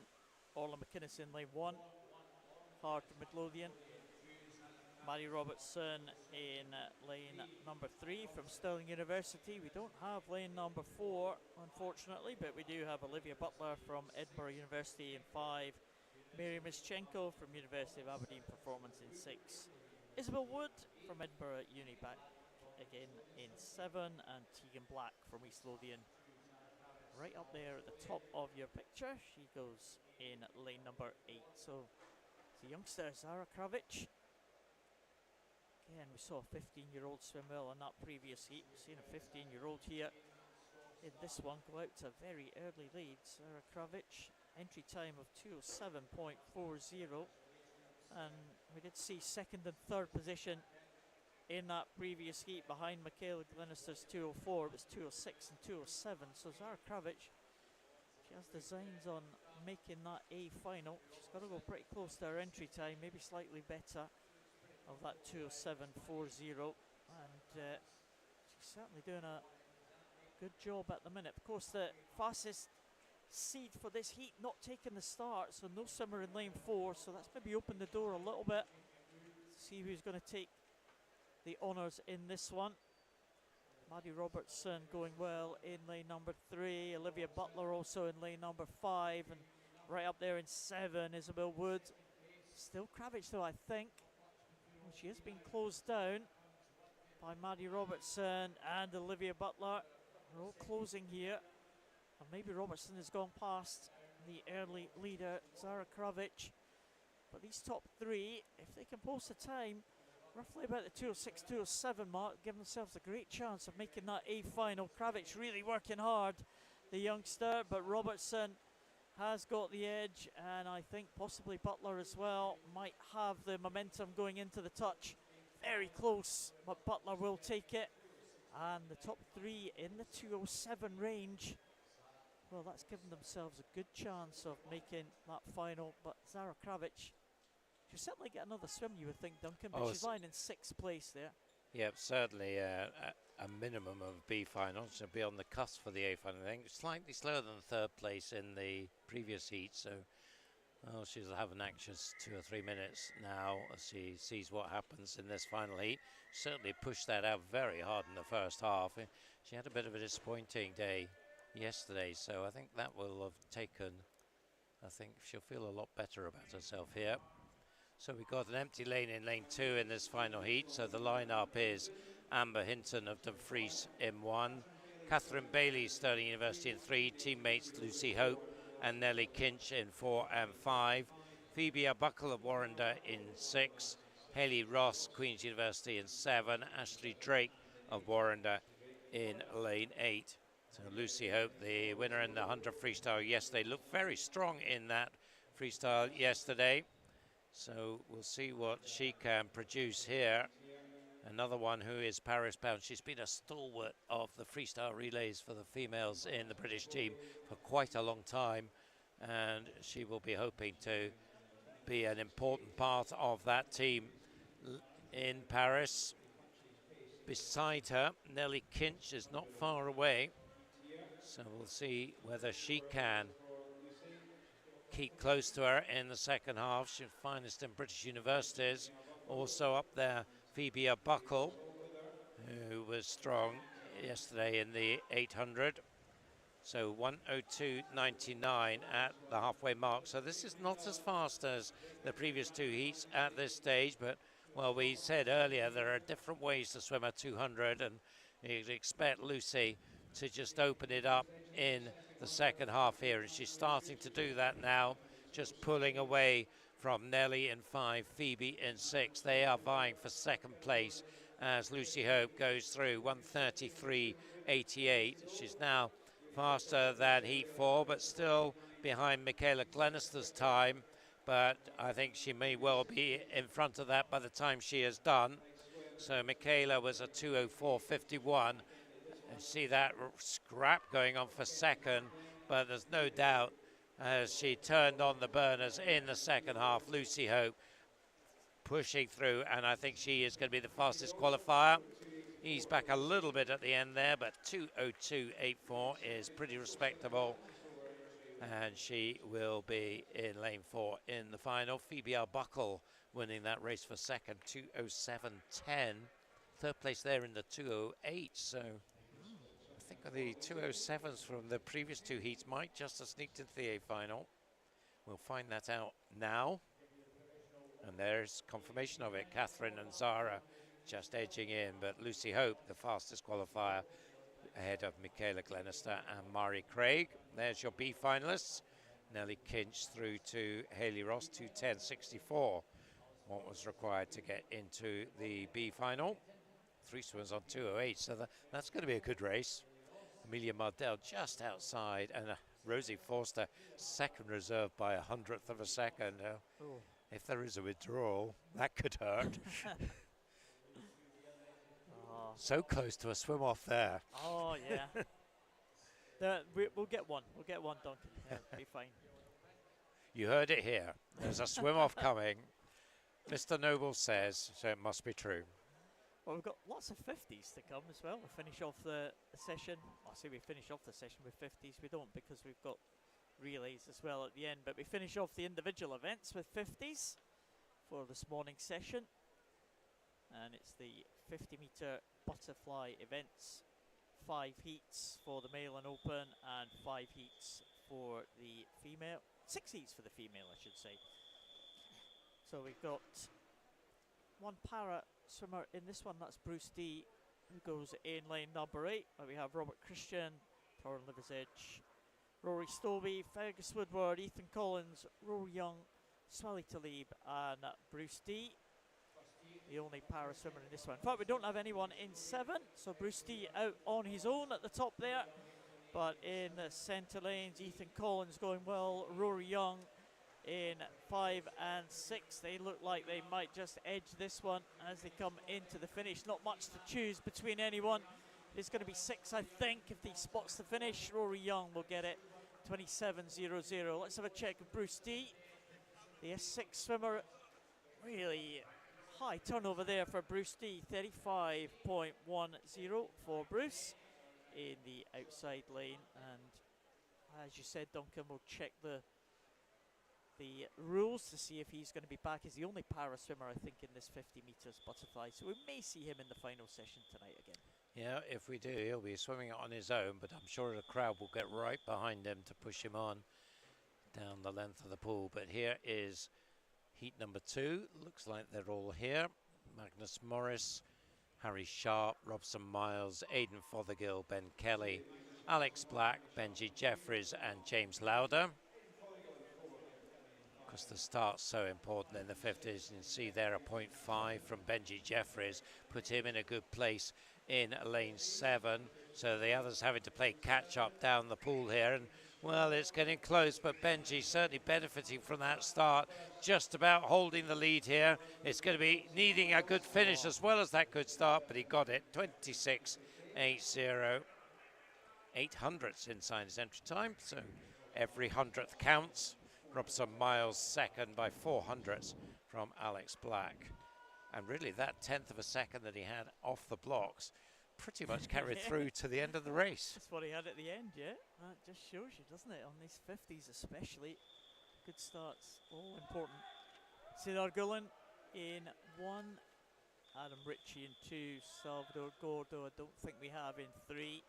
We have Kieran Lennox in 4, Aaron Oakers in 5, Joshua Mitchell in 6, Ryan Ferguson in 7, and Greer van der Meulen going in at lane number 8. So Kieran Lennox 24.60, very much the favourite for this one. We're into the cyclically seeded heats here, and Lennox off to a very good start, 24.60 his entry time.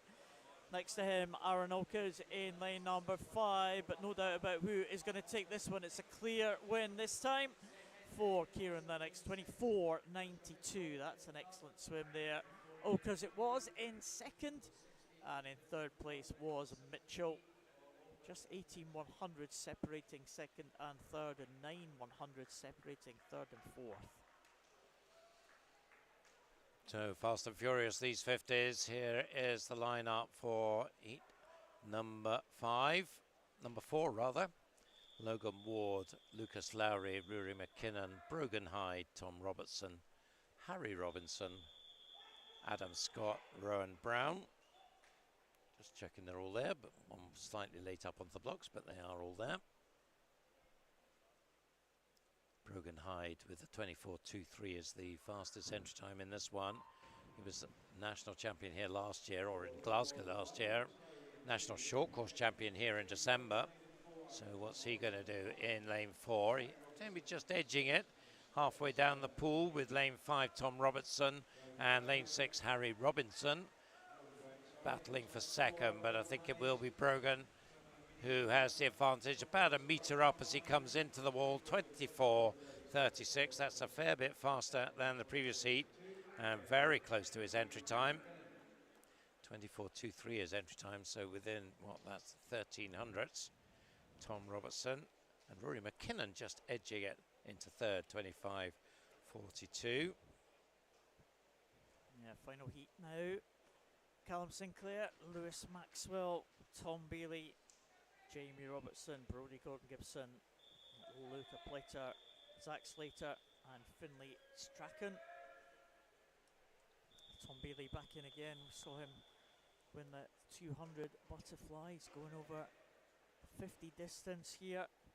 Jamie Robertson though, Brodie Gordon-Gibson, he'll be in the two centre lanes in 4 and 5. Jamie Robertson 24.07 is his entry time. We'll see what he can do here. Lanes 4 and 5 it is, who are leading them through. Jamie Robertson, Brodie Gordon-Gibson side by side there. Tom Bailey maybe in third place. Luca Plater just going well in lane number 6, but here comes lane number 4 in the closing stages. Oh, on the finish, and 24.77 for Jamie Robertson. Just takes it ahead of Brodie Gordon-Gibson, with Luca Plater in third spot in 25. So not quite as fast as that previous heat. 24.77 is second into that final. Brogan Hyde, Jamie Robertson, Tom Robertson, Kieran Lennox, right down to Rory McKinnon, 25.42. Just 1/100th ahead of 7th place. Yeah, that late push for Rory McKinnon earned him a place in the A final, just heading out. Harry Robinson just missing out. So we're done with the male and open 50 fly and onwards to the female 50 fly. That was quick, wasn't it? It was quick, yeah. I guess 50 fly is a pretty quick event. So we have 6 heats now for the females, and the lineup for the first of them. Just 3 swimmers, and they're all on the blocks. Maisie Summers Newton is our 1 para swimmer here. There's 6 para swimmer from Northampton. Gabriella Leasing, Ren 96. Jessica Kirkwood. She wasn't here yesterday, I don't think, but she's here today. So as you'd expect, the 2 able-bodied swimmers who will have their battle, only 100th between their entry times. Gabriella 30.10, Jessica 30.11, Maisie 38.48. So we'll see what she can do against that. But let's concentrate on the able-bodied swimmers for a moment. And it looks like it's Gabriella who is going to win this pretty comfortably inside her entry time as well, 29.88. Now here comes Maisie. So as I said, her entry time 38.48. Let's see what she comes in on, 40.36. So not quite on her entry time, but a good strong swim from her. She is having such a strong weekend, and we'll certainly look forward to what she can do in Paris. Yeah, absolutely. Again, we don't often see her over 50 fly, but again, very strong 200 individual medley. That's her signature event, Maisie Summers Newton. So good to see her go well over the fly. Second heat, though, of the 6 heats. About to go here, Maya Reynards, Katie Simpson, Isabel Wood, Perry Scobie, Iona Colbert and Paige van der Westhuizen. Well, we saw good swims yesterday for a number of these swimmers, and this morning Van der Westhuizen. Maybe no surprise to see her go out to that early start, 30.07 the entry time. Sure, she will love to dip under that 30-second mark like we saw in that previous heat from Gabriella. And I think she's going to do that comfortably. 28.51. That's a big improvement. 1.5 seconds on a 50 fly. That's massive, isn't it? Absolutely massive. I suspect that might be an old time from Paige, but she's been on excellent form this weekend, and that was another excellent swim from her. And she'll line up for heat number 3. I'm just looking at whether they're all there. We'll see clearly when they get up onto the blocks. And looks like they are all up. So the line up: Nuala Gow, Alexandra Miller, Zoe Crawford, Alice Cumming, Kalila Smith, Marie Wood, Zara Kravis and Ailsa Clubb. Zara's just battered the water from that 200 freestyle, so we'll see how she can do. Maybe suffering a bit in lane 7, and it's lane 6 is Marie Wood who is taking this one out. She is off to a strong start. Also coming up well, Ailsa Clubb of Aberdeen Dolphin in lane 8. And now lane 4 pushing in Alice Cumming, but the win goes to Marie, 29.31. Second, Alice Cumming, and third, Ailsa Clubb, just 200s between them. There's fourth heat. Line up: Evie Mackey, the youngest in this one, 15-year-old, goes in 1. Layla Witherspoon in 2. Nicole Dupree in 3. Cara Morris from Stirling in 4. Stella McCarty in 5. Coco Cruxford in 6. Kirsty Buchan in 7. And Ashley Drake in lane number 8. So again, we're into the psychically seeded heats. Morris is the one who's probably the favourite for this one in the centre lane. Cara Morris in lane number 4. Stella McCarty in lane number 5. Behind Morris at the moment. Lane number 3 going well. Nicole Dupree in these early stages. It could be these two, lanes 3 and 4. It looks like Cara Morris is going to take this one. 27.31 her entry time. She's just a second shy of that one, but in the 28-second range. And she'll be ahead of Paige van der Vestoesen from a couple of heats ago. Coco Cruxford just inside the 29-second mark. 2 100ths ahead of Dupree. Yes, so it's looking good at this stage for Paige van der Vestoesen to make it into the A final, but there's 2 more heats to go, so can't call anything yet. Madison Cool will go in lane 1. 2, Jade Blake. 3, Faith Uda. 4 is Kira Schlossen. 5, Ailey Robertson. 6, Katie Goodburn. 7, Melissa Main-Waring. And 8, Anna Morgan. Also after a strong breaststroke from her earlier, 200 breast. So the times here, 27.3 to 29.2. Quite a spread of times. Out of the dive, not much in it. Lane 5, perhaps Sadie Robertson just into her stroke in the lead, but either side of her, we've got Kira Schlossen in 4 and Katie Goodburn in 6. And it's Kira Schlossen perhaps just starting to edge it now. Was the winner of this event last year, and in the end that was a comfortable win for her. 27.64, and that's quite a bit faster than anything we've seen so far. 1 heat to go. Ailey Robertson 28.66 and Katie Goodburn 28.96. Faith Uda just 200ths behind her. So that high 28s, it looks like it's going to be about the mark, isn't it? Have we got a tie for 28.98 at the moment? Oh. Well, we will find out in a moment. Is the final heat. Natalie Marshall going in that lane number 1. Kiana Kurtz in 2. Josephine Klein, Lucy Grieve, Maddie Robertson. 3 from Stirling in the centre lanes. Yasmin Hammerlane goes in 6. Katie Rose in 7. Orla McInnes in lane number 8. Well, Lucy Grieve very much the favourite for this one. Had a great season, Lucy Grieve, going in lane number 4 and immediately going out to an early lead. We've seen her all through all the butterfly distances, but this 50 metres butterfly, she's not too far away. Entry time from the Scottish record held by Kiana McInnes. at 26.69. Look at that, 27.14. Excellent swim there from Lucy Grieve. Impressive stuff indeed for her. And a few on the 28-second mark as well. I think it's going to be mid-28s, I think, to make that A final, Duncan. Very, very close, isn't it, around that high 28s mark. And there's confirmation. Katie Rose just sneaking in there, 28.89. Let's see what 9th place is. It's going to be very close to that. 28.96. Yeah, Coco Roxford. So, guess that's second reserve for the A final. Will they swim off for that? Who knows? And there is the ones, Marie Wood, Anna Morgan, a 10th apart, 17th and 18th. So, some really good swings. That swim from Lucy Grieve looked pretty strong. I think she just breathed about 5 meters out, but up until then, nope, it wasn't going to happen. I wonder whether she was going to swim the whole 50 without breathing.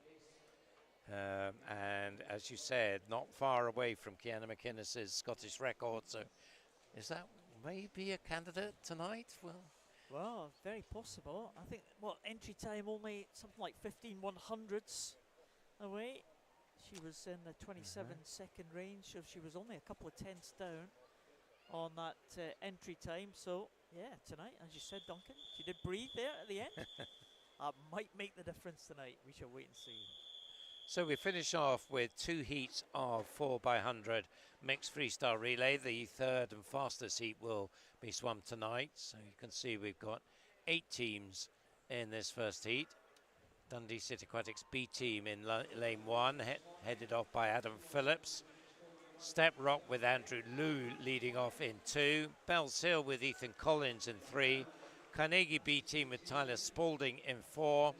Geary with Fraser Tetlow in lane 5. Glenrothes B team with Kyron Chapman in 6. Borders with Hamish Coates in 7. And the Ren 96 B team in lane 8, headed off by Harry Keogh. So 2 men, 2 women. You can go in whatever order you fancy. Usually it's man, man, woman, woman, but it doesn't have to be like that. Adam Phillips certainly setting off at pace down at the bottom of your screen there for the Dundee City Aquatics B team. And so they are the early leaders here. So up to the first changeover, and it's going to be quite a big Dundee lead. 56.78, taking it over Connor Brearley for them. Step Rock in second after a good opener from Andrew Liu. Hands over to Element George, so they've gone to a female on the second leg.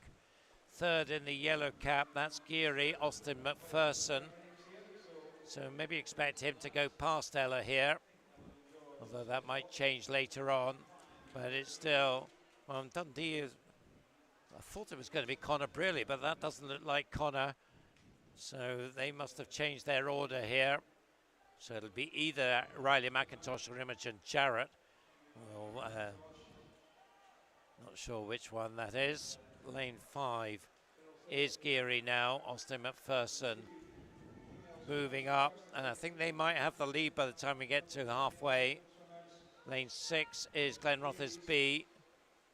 That's Amelia Burrell on the second leg for them. But it is Geary with the lead now. 2 females going in for Geary and for Dundee City Aquatics. So I'm guessing that that's Riley McIntosh now for Dundee City Aquatics and Ellen Denny for Geary. Just behind them in lane 6. Glenrothes B with Maisie Adair, and lane 4, Carnegie B with Iona Kaspides. But Dundee City Aquatics back into the lead. They lost it briefly, but they've got it back now. Up by 1.6, 1.7 over Geary. Glenrothes third, Carnegie fourth. Well, there's nothing to choose really between them. And lane 2, Step Rock, not that far behind them. And also lane 7, Borders, Bronwyn Payne on the third leg for them. But Dundee City Aquatics and Geary 1 and 2 as we come up to the third and final changeover. So anchoring for Dundee City Aquatics, I think this is Connor Brearley, who's been moved from second to fourth, 3:03.65 They've got a lead of 3 seconds, and that surely is going to hold in this final leg. Coming up, maybe challenging for second now, Carnegie with Calder Murphy on the anchor. They're in battle with Glen Rothesby, so a 5 contest for second here. As the final turn for Dundee City Aquatics, 3:32.25, holding that 3-second advantage. That is not going to change now. We've now got a 3-way contest for second place, with Bells Hill moving up fast with Ruben Pearson on their anchor. It looks like Carnegie just edging it. They are making some ground on Dundee in the latter stages, but with that 3-second advantage at the final turn, Conor Briley won't lose that, and he will take the win. Looking a little weary at the end there, but takes it in 4:04.05. That lead was pretty much halved in that last 50, with Carnegie on a strong final leg from Calder. And in third is Bells Hill, 4:06.91. Love a relay. Yeah, everyone loves the relays. Powerful swim on the last leg from the Dundee swimmer there. Bring the team home. Not 4:04.05. Here's the lineup for the second of 3 heats. Of course, the third heat will be swum in the final session tonight. So this will be the final swimming action of this session this morning. University of Aberdeen performance go closest to us. Led off by Conor Massey. Carnegie led off by Lewis Muir. Going to swim West Lothian with Callan Weir. Goes in lane number 3. Glenrothes A team for Alex Holmes. Goes in lane number 4. We have Gregor Ross in 5 from City of Glasgow. In 6, it's Corey Phillip from Dundee City Aquatics A team. Aberdeen Dolphin have Harry Cook in lane number 7. And City of Glasgow B team have Aaron Machin on that opening leg for them in lane number 1. So Dundee City Aquatics off to a good start there in lane number 6. Corey Phillip leading them through, continuing that good form that we saw in that first heat from the B team. Let's see what the A team can do for Dundee City Aquatic. They are tracked 1 lane down. Gregor Ross going well in the early stages. It is going to be Dundee City Aquatic, 2 male swimmers there leading the way in the early stages. City of Glasgow in that second position there, but Dundee City Aquatic certainly with the lead, but right close to us now. Jamie Ferguson going well on that second leg for University of Aberdeen Performance B team, and this has looked like a very, very powerful swim on the first 50 there from Jamie Ferguson, really stretching out the lead. Dundee City Aquatic still in second position. They've got Richard Laws on that second leg. 1 lane down from them is Millie Kennedy. Millie Kennedy from the City of Glasgow. And also Dundee City Aquatic. Again, I think they might have changed their team order there.